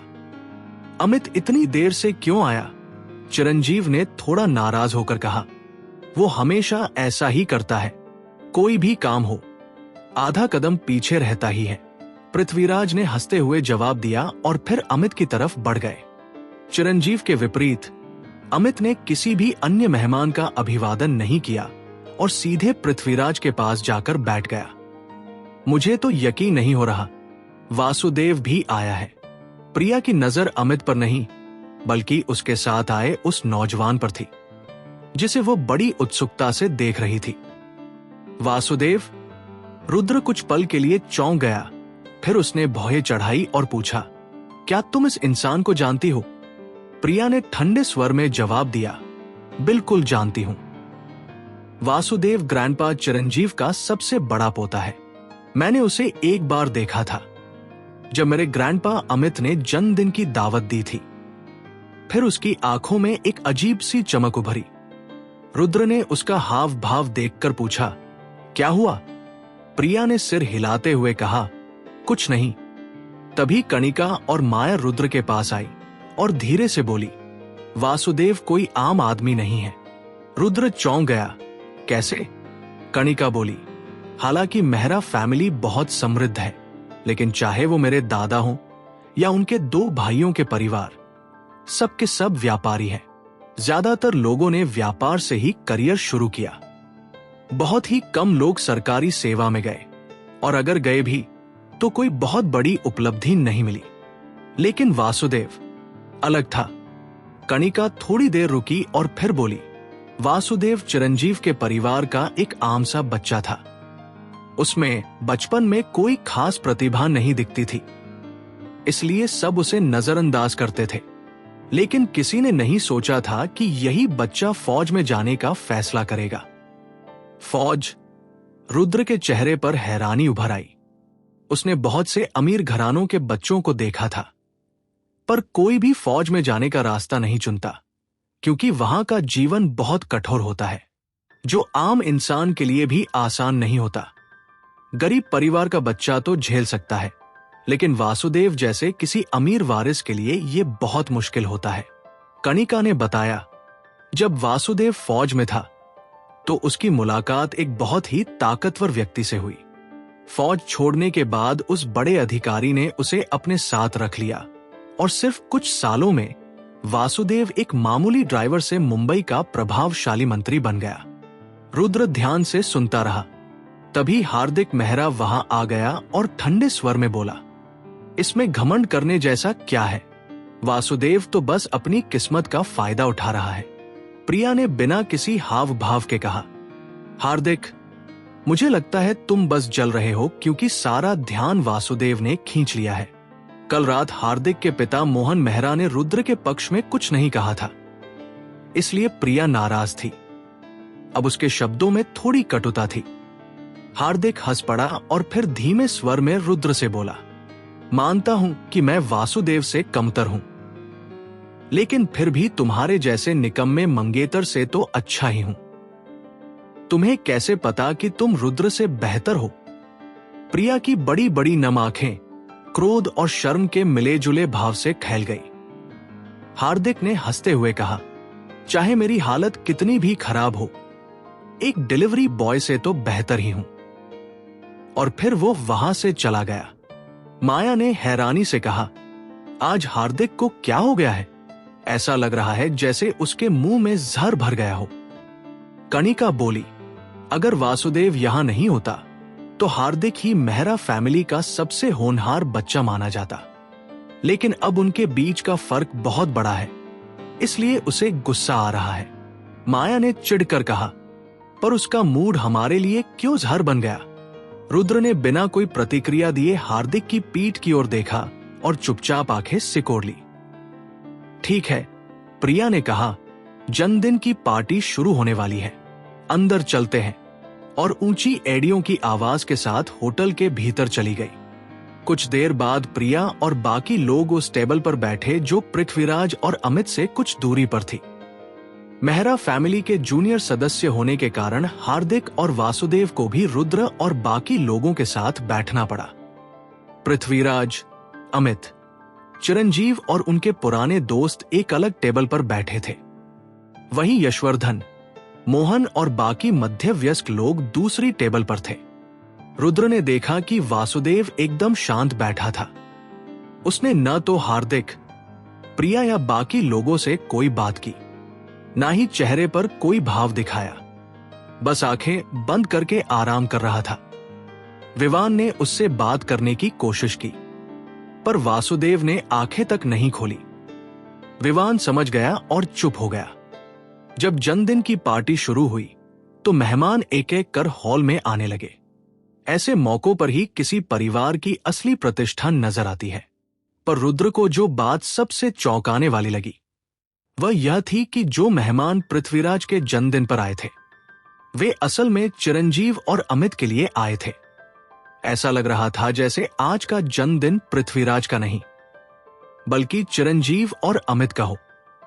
पृथ्वीराज की प्रतिष्ठा बुरी नहीं थी, पर चिरंजीव और अमित की तुलना में वो कहीं पीछे थे। उन दोनों के चारों ओर मेहमानों की भीड़ देखकर पृथ्वीराज की आंखों में झेंप साफ झलक रही थी, पर वो कुछ बोल नहीं सका। आखिरकार ये तो सच्चाई थी। कि उसके दोनों बड़े भाई उससे कहीं बेहतर कर रहे थे। तभी जो अब तक चुप बैठा था, वासुदेव अचानक बोला, उम्मीद नहीं थी कि इतने सालों बाद भी तुम्हारा परिवार इतना पिछड़ा रह गया है। ये जो लोग आए हैं, ये पृथ्वीराज के लिए नहीं, बल्कि चिरंजीव और अमित के लिए है। अगर वो दोनों ना होते तो शायद कोई भी पृथ्वीराज का जन्मदिन मनाने नहीं आता। प्रिया, माया और बाकी सब उसकी बात सुनकर चुप हो गए। उनकी आंखों में गुस्सा था। सबसे ज्यादा गुस्सा हार्दिक को आया। वासुदेव, तुम क्या बकवास कर रहे हो? हार्दिक ने तिल मिलाकर कहा। वासुदेव ने ठंडे स्वर में उत्तर दिया, मैं कह रहा हूं कि तुम्हारा परिवार वाकई में पिछड़ गया है। अगर चिरंजीव और अमित ना होते तो शायद कोई मेहमान पृथ्वीराज के जन्मदिन पर नहीं आता। क्या मैं गलत कह रहा हूं? हार्दिक की आंखों में गुस्से की चमक थी। उसने दांत भींचकर कहा, वासुदेव, तुम यहां क्या बकवास कर रहे हो? वासुदेव ने उसकी ओर घूरते हुए कहा, मैं क्या कह रहा हूं? फिर सपाट आवाज में बोला, मैंने तो बस एक सच बात कही है। देखो जरा, जो लोग यहां इस वक्त जश्न मनाने आए हैं, क्या वो मेरे दादा के लिए आए हैं? वासुदेव, तुम अपनी बातें बहुत दूर तक ले जा रहे हो। प्रिया ने सख्त स्वर में कहा। उसके मन में अब वासुदेव के लिए नफरत और गहरी हो गई थी। वो समझ नहीं पा रही थी कि वासुदेव के अंदर इतना घमंड कहां से आया कि वह सबको नजरअंदाज कर रहा था। भले ही वह जानता था कि लोग चिरंजीव और अमित से मिलने आए हैं, लेकिन उसे ये बात अपने तक रखनी चाहिए थी। उसके व्यवहार ने प्रिया और उसके परिवार दोनों को अपमानित महसूस कराया था। इसलिए प्रिया ने स्वाभाविक रूप से हार्दिक का समर्थन किया। वासुदेव ने प्रिया की ओर तुच्छ नजरों से देखा और सपाट आवाज में कहा, प्रिया, अगर मुझे ठीक से याद है तो तुम्हें अब तक अपनी कंपनी शुरू कर देनी चाहिए थी, है ना? अगर तुमने अब तक काम शुरू नहीं किया होता तो मैं कुछ नहीं कहता, लेकिन अब तुम कह रही हो कि कनेक्शन बेकार है। क्या तुम्हें यह हास्यास्पद नहीं लगता? हास्यास्पद? इसमें क्या हास्यास्पद है? माया ने गुस्से में कहा, आजकल के समाज में पैसा बस अस्थाई है। ये जिंदगी में कोई खास महत्व नहीं रखता। असल में जो महत्वपूर्ण है वह है रिश्ते। क्या पृथ्वीराज ने तुम्हें ये नहीं बताया? वासुदेव ने बिना किसी भावना के उत्तर दिया, माया, मैं बस सच्चाई कह रहा हूं। प्रिया अब गुस्से से कांप रही थी। वासुदेव, अपनी बातें संभाल कर कहो। मेरा दादा तुम्हारा भी दादा है। क्या तुम समझते हो कि उसे इस तरह संबोधित करना ठीक है? वासुदेव ने हल्की सी हंसी के साथ बुदबुदाया, फिर आंखें बंद की और दोबारा कुर्सी पर सिर टिकाकर लेट गया, जैसे कुछ हुआ ही न हो। प्रिया और बाकी सब लोग अपमानित महसूस कर रहे थे। वो पल वहां के माहौल को ठंडा कर गया। रुद्र शुरू से अंत तक चुप बैठा रहा। वो मानता था कि वासुदेव ने जो कहा उसमें पूरी तरह झूठ नहीं था। आज के समाज में कनेक्शन सच में बहुत मायने रखते हैं, इतने कि वे किसी के भविष्य का निर्धारण कर सकते हैं। हालांकि वासुदेव के कनेक्शन प्रिया और बाकी लोगों की तुलना में मामूली थे। शायद यही वजह थी कि वो इतना गर्व से बोल रहा था। लेकिन रुद्र जानता था, वासुदेव के कनेक्शन उसके, रुद्र के मुकाबले कुछ भी नहीं थे। अगर वह चाहता तो बस कुछ शब्दों से वासुदेव का पूरा भविष्य बर्बाद कर सकता था। पर जब उसने देखा कि वासुदेव अब और बहस नहीं कर रहा, तो उसने भी चुप रहना ही बेहतर समझा। इस बीच पृथ्वीराज, चिरंजीव और अमित रेस्टोरेंट के मुख्य टेबल पर बैठे थे और मेहमानों का इंतजार कर रहे थे। हालांकि ये साफ था कि पृथ्वीराज का चेहरा बहुत अप्रसन्न था। अधिकांश मेहमान केवल औपचारिक रूप से उसे जन्मदिन की शुभकामनाएं देते और फिर सीधा चिरंजीव और अमित के साथ बातचीत में लग जाते। ये दृश्य उसके लिए शर्मनाक था। यशवर्धन और बाकी लोग भी यही महसूस कर रहे थे कि पृथ्वीराज के बच्चों ने इस महत्वपूर्ण मौके पर कोई मदद नहीं की, कोई सम्मान नहीं बचाया। वे सच में शर्मिंदा थे।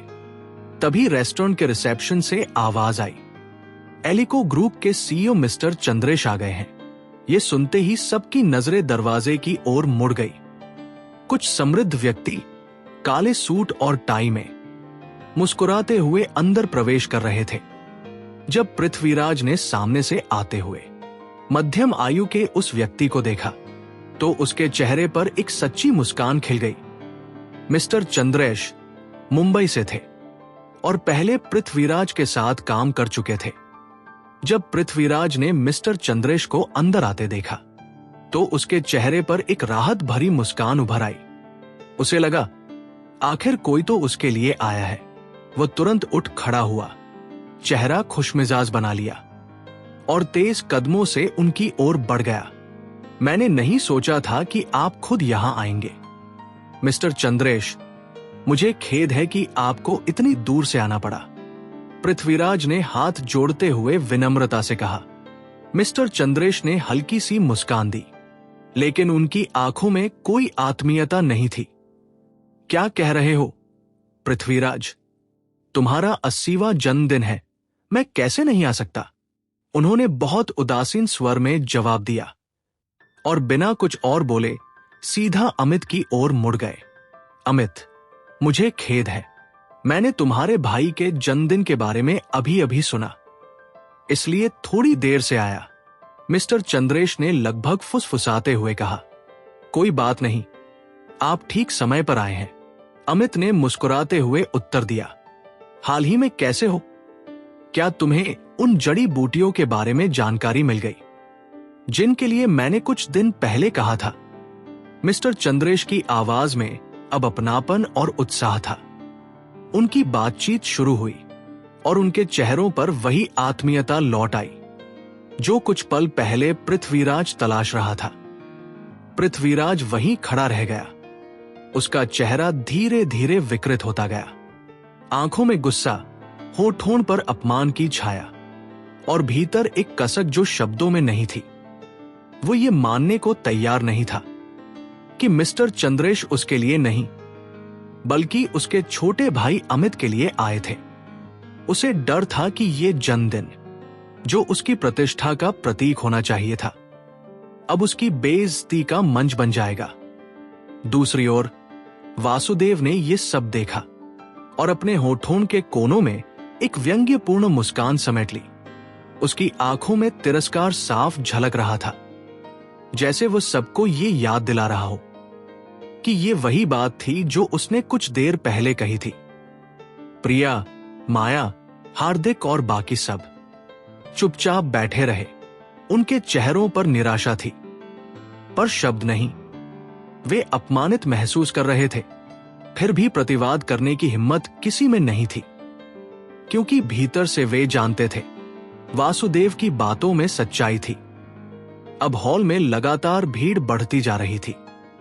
चिरंजीव और अमित के लिए आए मेहमानों की संख्या लगातार बढ़ रही थी। मुंबई और दिल्ली के कई प्रभावशाली लोग, उद्योगपति, व्यापारी और राजनेता सब वहीं मौजूद थे।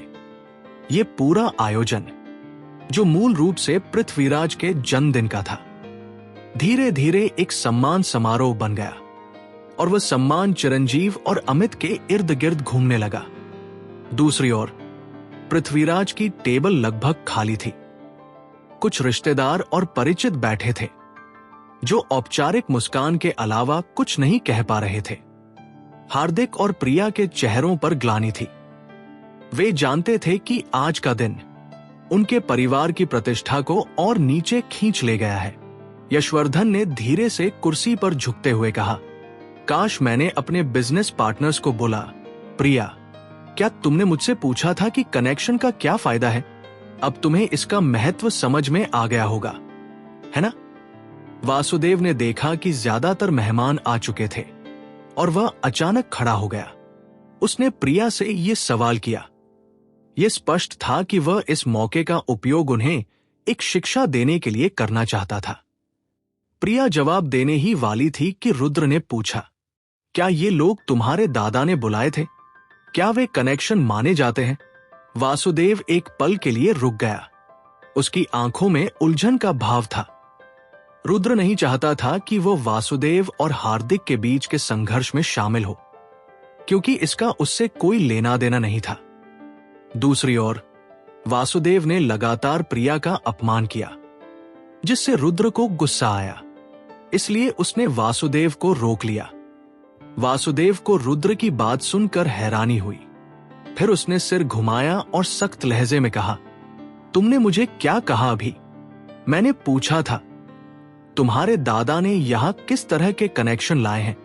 रुद्र ने धीरे से अपने शब्दों को दोहराया। अगर मेरे दादा ने जो लोग यहां लाए हैं वे कनेक्शन नहीं माने जाते तो बताओ फिर क्या है? वासुदेव ने रुद्र को घूरते हुए कहा। उसके चेहरे पर उपहास था। कम से कम वे लोग किसी नेहाल और कामेश के स्तर के होने चाहिए थे, तब इसे कनेक्शन माना जा सकता है ना? रुद्र ने शांति से वासुदेव को देखते हुए कहा। प्रिया का चेहरा चमक उठा जब उसने रुद्र की बातें सुनी, क्योंकि वह जानती थी कि वह नेहाल और कामेश को यहां लाने में आत्मविश्वास रखता है। नेहाल और कामेश, इन दो नामों को सुनते ही वासुदेव के गाल आश्चर्य से लाल हो गए। वो हंसा और बोला, क्या तुम ये कह रहे हो कि तुम इन दोनों को यहां ला सकते हो? रुद्र कुछ कहने ही वाला था कि रेस्टोरेंट के रिसेप्शन से आवाज आई। मिस्टर रचित, गोल्डन टाइगर ग्रुप के सीईओ मुंबई से आ गए हैं। गोल्डन टाइगर ग्रुप न तो मुंबई में ज्यादा प्रसिद्ध था, न ही कोई बहुत बड़ी कंपनी, लेकिन जैसे ही मेहरा परिवार ने ये नाम सुना, सबने रेस्टोरेंट के दरवाजे की ओर देखा और रुद्र बोल नहीं पाया। गोल्डन टाइगर ग्रुप यहां क्यों आ गया? कणिका ने चुपचाप हैरान होकर पूछा। वासुदेव की आंखों में भी हैरानी की चमक थी। क्या गोल्डन टाइगर ग्रुप को कोई समस्या है? जब रुद्र ने प्रिया, कणिका और बाकी के चेहरों पर असामान्य भावनाएं देखी, तो उसने चुपचाप पूछा। गोल्डन टाइगर ग्रुप को कोई समस्या नहीं है, प्रिया ने धीरे से कहा, लेकिन उनके सीईओ रचित मेरे दादा के प्रतिद्वंदी हैं। वे हमेशा से झगड़ते रहते हैं और मेहरा परिवार ने कभी रचित के साथ व्यापार नहीं किया। आज वह यहां केवल एक ही कारण से आए हैं, वह समस्याएं खड़ी करने आए हैं। प्रिया ने धीरे से कहा, मुझे नहीं लगता था कि कोई भी तुम्हारे दादा के जन्मदिन के भोज में समस्या पैदा करने की हिम्मत करेगा। तुम्हारे परिवार के रिश्ते तो बहुत ही कमजोर लगते हैं। वासुदेव प्रिया का मजाक उड़ाने से खुद को रोक नहीं सका। वहीं प्रिया की कोई खास रुचि नहीं थी। वो रेस्तरां के दरवाजे की ओर देख रही थी। मैं जाकर देखता हूं कि रचित क्या कर रहे हैं। रचित के आने की खबर सुनकर पृथ्वीराज का मिजाज और भी ज्यादा शत्रुतापूर्ण हो गया और वह रेस्तरां के दरवाजे की ओर बढ़े। मेहरा परिवार के अन्य सदस्य भी तनाव में थे। यशवर्धन ने अपनी आंखें सिकोड़ी और दरवाजे की ओर देखा। उसके विचार तेजी से दौड़ रहे थे। रचित हमेशा से पृथ्वीराज के खिलाफ रहा है। अगर आज वह कोई समस्या खड़ी करता है तो मैं उसे नहीं छोड़ूंगा, उसने मन ही मन कहा। चिरंजीव ने एक ठंडी सांस ली। अगर वो आज कोई गड़बड़ी करता है तो मैं उसे कभी माफ नहीं करूंगा, अमित ने कहा। हालांकि तीनों भाई आपस में निजी रूप से झगड़ रहे थे, लेकिन जब किसी बाहरी व्यक्ति का सामना हुआ तो वे एकजुट दिखे। रचित, तुम यहां क्या करने आए हो? पृथ्वीराज उस मध्य आयु के आदमी के पास बढ़े जिसका चेहरा चिपचिपा था और कठोर आवाज में पूछा। आज पृथ्वीराज के लिए पहले से ही शर्मिंदगी का दिन था। अगर रचित ने यहां कोई हलचल मचाई तो वो आज अपनी इज्जत पूरी तरह खो देंगे। आज तुम्हारा जन्मदिन है, मैं इसे कैसे मिस कर सकता था? सभी को हैरान करते हुए रचित ने अपनी सामान्य व्यवहार को बदलते हुए विनम्रता से उत्तर दिया। पृथ्वीराज ने जब ये सुना तो वह हैरान और चिंतित हो गया। वह इस बात को मानने को तैयार नहीं था कि रचित उनके जन्मदिन को मनाने आया है। तुम मेरे जन्मदिन पर बधाई देने के लिए इतने दयालु क्यों हो? पृथ्वीराज ने कटाक्ष किया। रचित, मैं जानता हूं कि तुम्हारे और मेरे बीच कुछ व्यक्तिगत दुश्मनी है, पृथ्वीराज ने आगे कहा। मैं हमेशा तुम्हें जो चाहो करने देता हूं, लेकिन आज मेरा जन्मदिन का भोज है। मैं नहीं चाहता कि तुम यहां समय बर्बाद करो। अगर तुम यहाँ चुपचाप बैठो तो तुम्हें खाना खाने की इजाजत है। आप क्या कह रहे हैं मिस्टर पृथ्वीराज? रचित ने मुस्कुराते हुए जवाब दिया, हमारे बीच की गलतफहमी बहुत पहले खत्म हो चुकी है और पहले मैंने जो किया था उसके लिए मुझे खेद है। मैं आज यहां सिर्फ आपके जन्मदिन की बधाई देने आया हूं। क्या तुम सच में मेरे जन्मदिन को मनाने आए हो? पृथ्वीराज की आंखों में संदेह था। कमरे में बाकी लोग भी हैरान थे, क्योंकि वे जानते थे कि रचित और पृथ्वीराज के बीच हमेशा शत्रुता रही है। इसलिए कोई कारण नहीं था कि रचित उनके जन्मदिन पर बधाई देने आए। बिल्कुल, ये सच है। मैंने आपके लिए एक उपहार भी लाया है, रचित ने कहा और साथ ही अपनी कार के ड्राइवर को इशारा किया। जब ड्राइवर ने देखा तो उसने जल्दी से एक खूबसूरती से पैक किया हुआ उपहार बॉक्स वाहन से बाहर निकाला। जब पृथ्वीराज ने उस उपहार बॉक्स को देखा तो उसके चेहरे पर उलझन और गहरी हो गई। रचित की आवाज में ऐसा लगा कि वह सच में गंभीर है। अमित और चिरंजीव ने एक अजनबी नजर से एक दूसरे को देखा, जैसे वे भी हैरान थे। सभी की निगाहों के बीच पृथ्वीराज ने संदेह के साथ रचित से उपहार बॉक्स लिया। फिर उसने स्वाभाविक रूप से उसे खोलने का मन किया ताकि देख सके कि इसके अंदर क्या है। डैड, आप इसे नहीं खोल सकते। तभी मोहन जल्दी से पृथ्वीराज के पास आया और चिल्लाया, मैं इसे क्यों नहीं खोल सकता? पृथ्वीराज ने उलझन में आकर पूछा। मेहरा मैनर में सभी लोग तुम्हारे और रचित के रिश्ते को जानते हैं डैड। वो इतनी बड़ी उदारता से आपको जन्मदिन की बधाई देने आए हैं। ऐसा कैसे हो सकता है? इस उपहार बॉक्स में कुछ गड़बड़ तो है, मोहन ने पृथ्वीराज से फुसफुसाकर कहा। यह सुनकर पृथ्वीराज को एक चौंकाने वाली समझ आई। तो तुम वास्तव में मुझे इस बॉक्स के अंदर की चीज से शर्मिंदा करना चाहते हो? उसने रचित से कहा, तुम्हारे इरादे बहुत ही खराब हैं। मेहरा परिवार रचित की ओर से पृथ्वीराज को उपहार देने की बात सुनकर बेहद चिंतित हो गया। उन्हें नहीं लगता था कि रचित सच में बधाई देने आया है, भले ही उसने सब कुछ स्पष्ट किया हो और एक उपहार भी दिया हो। फिर भी पृथ्वीराज और बाकी लोग सतर्क थे। उन्हें शक था कि रचित द्वारा लाए गए उपहार में कुछ गड़बड़ हो सकती है। मिस्टर पृथ्वीराज, क्या आप मुझे हल्के में ले रहे हैं? पृथ्वीराज की बातें सुनकर रचित का चेहरा सख्त हो गया। यदि कोई खास कारण न होता तो वह बधाई देने के लिए कभी नहीं आता, लेकिन उसे यह समझ नहीं आया कि मेहरा परिवार उससे इतनी सतर्कता क्यों दिखा रहा था। रचित, हम सब तुम्हारी मानसिकता से अच्छी तरह परिचित हैं, तो अपना समय बर्बाद मत करो।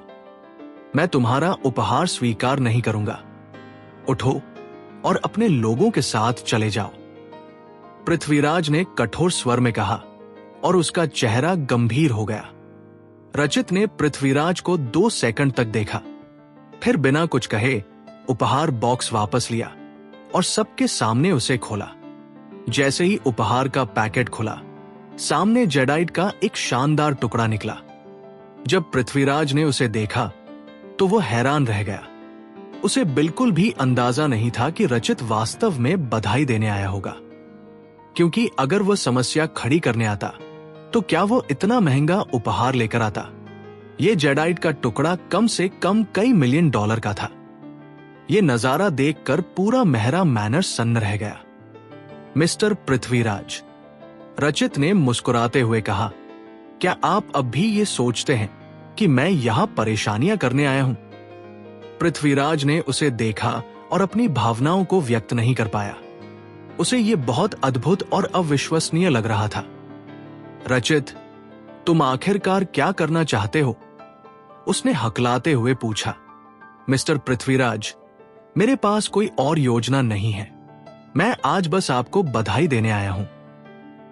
हालांकि हम दोनों के बीच थोड़ी बहस हुई थी, वो मेरी अपरिपक्वता के कारण थी, तो मैंने सोचा कि इस मौके का उपयोग करके मैं आपको माफी मांग लूं। इस जेडाइट के टुकड़े को मैंने खुद ध्यान से चुना है और मुझे उम्मीद है कि आपको ये पसंद आएगा। रचित ने सधे हुए कदमों से उसकी ओर बढ़ते हुए कहा। रचित की बातें सुनकर सभी चौंक गए और एक पल के लिए सब ठहर गए। बेशक मेहरा परिवार के सदस्य शायद सबसे अधिक हैरान थे। शुरुआत में मेहरा परिवार को पूरी तरह पता था कि रचित और पृथ्वीराज के बीच संबंध बहुत तनावपूर्ण है। वे लगभग शत्रु थे। रचित का सच में पृथ्वीराज को बधाई देना पहले से ही समझ से बाहर था। लेकिन उन्हें और भी ज्यादा आश्चर्य तब हुआ जब रचित ने पृथ्वीराज को इतना महंगा उपहार दिया। लेकिन मेहरा परिवार के लिए यह सबसे अद्भुत बात नहीं थी। सबसे ज्यादा आश्चर्य यह था कि रचित का गुस्सा बहुत तेजी से भड़कता था और वह कभी भी किसी से भिड़ने के लिए तैयार रहता था। लेकिन आज रचित ने शांत रहकर उपहार खोला और अपनी उपस्थिति से पृथ्वीराज को सम्मान दिया। यह एक मजबूत संकेत था कि रचित ने पृथ्वीराज के सामने आत्मसमर्पण कर दिया था। मिस्टर रचित, तुम तो बहुत शिष्ट हो। उपहार को देखकर पृथ्वीराज की चिंताएं खत्म हो गई और वो थोड़े खुश भी हुए। हालांकि मेहमानों ने हाल ही में उन्हें अपमानित किया था। रचित का उपहार उनके आत्मसम्मान को कुछ हद तक वापस लाया, जिससे वो स्वाभाविक रूप से खुश हुए। तुम्हें इतने शिष्ट होने की जरूरत नहीं है जब तक तुम मेरे उपहार को लेकर कोई आपत्ति नहीं रखते, रचित ने मुस्कुराते हुए जवाब दिया। मिस्टर रचित, आज से हमारे बीच जितने भी पुराने मतभेद थे उन्हें अब खत्म मान लीजिए, पृथ्वीराज ने तुरंत हाथ हिलाते हुए कहा। आपका क्या ख्याल है? ठीक है, रचित ने बिना किसी हिचकिचाहट के सिर हिलाया। आज यहां बहुत सारे लोग हैं, इसलिए मैं तुम्हें ज्यादा समय नहीं दूंगा। जब मुझे समय मिलेगा तो मैं तुम्हें अलग रात के खाने के लिए आमंत्रित करूंगा। पृथ्वीराज के गाल हल्के से लाल हो गए क्योंकि रचित से मेलजोल करना उसके लिए फायदेमंद था। उसने बहुत कुछ नहीं दिखाया क्योंकि वहां बहुत सारे लोग थे और वे सभी देख रहे थे, इसलिए उसने शिष्टाचार से बात की। ठीक है, तुम चिंता मत करो, मैं कहीं और खा लूंगा, रचित ने धीरे से कहा। पृथ्वीराज ने सिर हिलाया और फिर मोहन को इशारा किया कि जे डाइट का टुकड़ा प्राप्त करे और अन्य मेहमानों से मिलते हुए अपनी सीट पर वापस लौटे। सभी लोग ये देखकर चौंक गए क्योंकि वे विश्वास नहीं कर पा रहे थे कि इतने पुराने शत्रु इस तरह मेलजोल कर रहे थे। रुद्र की आंखें सख्त हो गई और वह रचित को घूरते हुए चकरा गया। उसे ऐसा महसूस हुआ कि रचित पृथ्वीराज के लिए नहीं आया है, लेकिन वो ये नहीं समझ पा रहा था कि वो आखिर किसके लिए आया है, इसलिए वो उलझन में था। मेहमानों से संक्षिप्त मुलाकात के बाद पृथ्वीराज खुशी खुशी अपनी सीट पर लौट आया। मैंने नहीं सोचा था कि तुम इतने ताकतवर हो पृथ्वीराज, तुमने तो रचित को भी हराया, अमित ने हंसते हुए पृथ्वीराज से कहा। रचित कोई सामान्य आदमी नहीं है, ये मुझे सच में हैरान करता है पृथ्वीराज कि तुमने उसे इस तरह झुका लिया। अगर मैं खुद हस्तक्षेप करता तो वो शायद ऐसा न करता, चिरंजीव ने विस्तार से बताया। मिस्टर रचित बस मुझे जन्मदिन की बधाई देने आए थे और ये वैसा नहीं है जैसा तुम सोच रहे हो, पृथ्वीराज ने शांत स्वर में जवाब दिया और उसके होठों पर हल्की मुस्कान थी। अमित और चिरंजीव ने एक दूसरे को मुस्कुराते हुए देखा लेकिन कुछ नहीं कहा। रचित, मेरे पिताजी ने आपके लिए वहां एक जगह रिजर्व की है, कृपया मेरे साथ चले, मोहन ने आदर से रचित से कहा। रचित का मेहरा मैनर में एक बड़ा स्थान था। चाहे जो भी परिस्थितियां हों, उसने अभी पृथ्वीराज को इज्जत दी थी, इसलिए पृथ्वीराज ने उसके लिए सबसे पास की टेबल का इंतजाम किया। तुम परेशान मत हो, मैं खुद कहीं और जगह ढूंढ लूंगा, रचित ने हल्का हाथ हिलाया और फिर अपनी आंखें खोलकर रेस्तरां में होने वाले दृश्य को गौर से देखने लगा। जब उसने रुद्र को देखा तो वो खुश हो गया और तुरंत उसकी ओर बढ़ा। रुद्र ने उसे आते देखा और सोचने लगा, ये अच्छा नहीं है। रुद्र की सहज बुद्धि हमेशा सही होती थी। उसे समझ आया कि पृथ्वीराज के प्रति रचित के रवैया में अचानक आए बदलाव के पीछे कोई छुपा हुआ कारण होना चाहिए। लेकिन रुद्र ने रचित से पहले कभी ना मिलने के कारण इस विचार को खारिज कर दिया। हालांकि जब उसने रचित को अपनी ओर आते देखा तो उसे कुछ गड़बड़ होने का अंदेशा हुआ। रुद्र, आप यहाँ हैं। ये बहुत अच्छा है। मैंने आखिरकार आपको ढूंढ ही लिया, रचित ने खुशी से चिल्लाते हुए कहा जब उसने रुद्र को देखा। प्रिया और माया, जो रुद्र के बगल में खड़ी थी, रचित के शब्दों को सुनकर हैरान रह गई। उनके चेहरे आश्चर्य से भर गए। हार्दिक और वासुदेव भी मुड़कर रुद्र की ओर देखने से नहीं रोक सके। उनकी आंखों में संदेह था। वे समझ नहीं पा रहे थे कि रचित ने रुद्र को मिस्टर रुद्र क्यों कहा। न सिर्फ वे, बल्कि रुद्र भी नहीं समझ पाया कि रचित उसे कैसे जानता था। क्या हम पहले कभी मिले हैं? रुद्र ने पूछा। उसका चेहरा सिकुड़ गया। नहीं, लेकिन डॉक्टर निहाल मेरे अच्छे दोस्त हैं। मैं यहां आया क्योंकि मुझे पता चला कि आप यहां हैं, रचित ने मुस्कुराते हुए जवाब दिया। मिस्टर निहाल, रुद्र ने हल्का सा भौं चढ़ाई। निहाल, रचित ने नाम फुसफुसाया। यह सुनकर रुद्र को समझ आया, रचित ना तो निहाल का अधीनस्थ था और ना ही कंपनी का कर्मचारी। उसे पता चला था कि रुद्र पृथ्वीराज के जन्मदिन के समारोह में आ रहा है, इसलिए वो उससे मिलने आया था। क्योंकि वह रुद्र और प्रिया के रिश्ते के बारे में जानता था, इसलिए रचित ने पृथ्वीराज के सामने हार मान ली थी। ओ, रुद्र ने समझते हुए धीरे से सिर हिलाया। रुद्र, मैं इस बार आपसे मिलने आया था। रचित ने बात जारी रखनी चाहिए, लेकिन तभी उसने देखा कि रुद्र ने उसके जूते पर पैर रख दिया। वो उसकी ओर भ्रम से देखने लगा। रुद्र ने उसे आंख मारकर इशारा किया कि वह आगे न बोले। अगर रचित बोलता रहता तो रुद्र की पहचान जाहिर हो सकती थी। रचित बेवकूफ नहीं था। उसने रुद्र का इशारा समझ लिया और तुरंत चुप हो गया। उसकी ओर चापलूसी भरी मुस्कान के साथ देखने लगा। रुद्र के आसपास बैठे लोग हैरान थे। भले ही उन्हें समझ नहीं आ रहा था कि रुद्र और रचित के बीच क्या चल रहा है। उन्हें दिख रहा था कि रचित पृथ्वीराज के लिए नहीं, बल्कि रुद्र के लिए आया था। प्रिया ने शांत स्वर में रुद्र की ओर देखा। बाकियों की तरह वो हैरान नहीं थी। वो रुद्र और निहाल के रिश्ते के बारे में जानती थी। अगर रचित को निहाल से कोई मदद चाहिए थी, तो रुद्र को खुश करना उसके लिए मुश्किल नहीं था। इसके अलावा रचित ने बातचीत में निहाल का नाम भी लिया था। वासुदेव ने रुद्र की ओर एक अजीब नजर से देखा। पहले तो उसने रुद्र को एक साधारण इंसान समझा था, जिसकी कोई खास पृष्ठभूमि नहीं थी। लेकिन रचित का रुद्र के प्रति विनम्र व्यवहार देखकर वह, मिस्टर रचित, आप यहां क्यों आए हैं? ये मेहरा परिवार के युवा सदस्यों की जगह है। मेरे पिता ने आपके लिए दूसरी जगह व्यवस्था की है। मोहन तेजी से रचित के पास पहुंचा। मैं जहां चाहूं बैठ सकता हूं। क्या मुझे नियंत्रित करना आपकी जिम्मेदारी है? मैं अभी मिस्टर रुद्र से बात कर रहा हूं। आप अपना काम देखिए, रचित ने मोहन पर चिल्ला दिया। मोहन पृथ्वीराज से डरता था क्योंकि वह जानता था कि रुद्र की मंगेतर के दादा है, लेकिन मोहन की उसे कोई परवाह नहीं थी। रुद्र, मोहन और रचित के शब्द सुनकर चौंक गया। फिर वो रुद्र की ओर देखने लगा। स्तब्ध। रचित, क्या आप इसी मिस्टर रुद्र की बात कर रहे हैं? मोहन ने अविश्वास के साथ पूछा, रुद्र की ओर इशारा करते हुए। हाँ, बिल्कुल। आप अपना काम देखिए। मिस्टर रुद्र से मेरी बातचीत में दखल ना दे। रचित ने मोहन को धक्का दे दिया। मोहन ने उसकी ओर देखा। अपनी भावनाओं को व्यक्त करने का तरीका नहीं सूझ रहा था।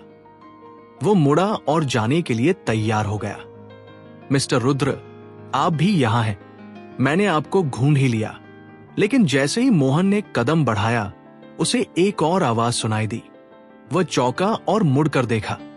एक मध्यम आयु वर्ग का व्यक्ति काले सूट में रुद्र की ओर दौड़ रहा था। आरव। मोहन ने अविश्वास से नाम लिया। आरवयन इन्वेस्टमेंट कंपनी के जनरल मैनेजर और निशा के मंगेतर नीरव के बॉस रुद्र की ओर भागे आ रहे थे। हालांकि मुंबई से थे, आरव का मेहरा परिवार से कोई व्यापारिक संबंध नहीं था। वह निश्चित रूप से रुद्र के लिए आया था। अमित, पृथ्वीराज और चिरंजीव ने भी ये दृश्य देखा और रुद्र की ओर मुड़कर देखने लगे। रुद्र, माफ कीजिए, मुझे देर हो गई।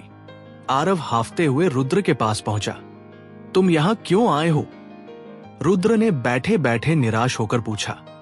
मैं सुना कि आपकी मंगेतर के दादा का जन्मदिन है, इसलिए उन्हें बधाई देने आया, आरव ने मुस्कुराते हुए समझाया। और रुद्र ने लाचारी से सिर हिलाया और कुछ नहीं बोला। उसे डर था कि अगर वह ज्यादा बोला तो आरव को उसकी असली पहचान का पता चल सकता है, लेकिन वह समझ नहीं पा रहा था कि उसके बारे में जानकारी किसने लीक की। रचित ने उसे संयोग से ढूंढ लिया होगा, लेकिन आरव, जिसका रचित से कोई संबंध नहीं था, का यहां आना निश्चित रूप से संयोग नहीं था। मिस्टर रुद्र, मैं पहले मिस्टर पृथ्वीराज को बधाई दे आता हूं, बाद में आपसे मिलता हूं, आरव ने मुस्कुराते हुए कहा। ठीक है, रुद्र ने हल्का सा सिर हिलाया। आरव ने पहले से तैयार किया गया तोहफा निकाला और पृथ्वीराज की ओर बढ़ा। आरव को जाते देख सभी हैरान रह गए। उन्हें समझ नहीं आ रहा था कि पृथ्वीराज को बधाई देने वाले सभी लोग रुद्र की वजह से आ रहे थे, और यह भी कि मुंबई के 2 प्रसिद्ध सीईओ, जो सभी की उम्मीदों से परे थे, पृथ्वीराज के जन्मदिन पर उपस्थित थे। आरव, ये इन्वेस्टमेंट कंपनी के जनरल मैनेजर है ना? वासुदेव ने इस समय सवाल पूछा। ये इन्वेस्टमेंट कंपनी मुंबई में काफी प्रसिद्ध थी, इसलिए वसुदेव ने स्वाभाविक रूप से आरव के बारे में सुना था। माना जाता था कि आरव को यहां आने की कोई वजह नहीं थी, इसलिए उसने रुद्र से पूछा कि क्या यह मध्यम आयु वर्ग का व्यक्ति वास्तव में आरव ही है? वह येन इन्वेस्टमेंट कंपनी का आरव है। मैं उसे पहले मिल चुका हूं। रुद्र के बोलने से पहले रचित ने जल्दी से जवाब दे दिया। आरव की पहचान पुष्ट होने के बाद वासुदेव ने रुद्र को एक विशेष अर्थ भरी नजर से देखा। पहले उसने हमेशा सोचा था कि मेहरा परिवार के बच्चों में से केवल हार्दिक ही उसके साथ प्रतिस्पर्धा करने की क्षमता रखता है, लेकिन अब उसे एहसास हुआ कि उसके सामने बैठा रुद्र एक और भी अधिक शक्तिशाली व्यक्तित्व लग रहा था। ये इन्वेस्टमेंट कंपनी का नाम सुनकर निशा की आंखों में भी परिचितता की झलक दिखी। ये नाम क्यों इतना परिचित सा लग रहा है? निशा, क्या तुम्हारे मंगेतर नीरव का योन इन्वेस्टमेंट कंपनी में वाइस प्रेसिडेंट के रूप में काम नहीं है? कावेरी ने पलके झपकाते हुए निशा से फुसफुसाकर पूछा। मेरे सामने उस बेकार का नाम मत लो, निशा ने दांत पीसते हुए ठंडे स्वर में जवाब दिया। उसकी आंखों में शर्मिंदगी झलक रही थी।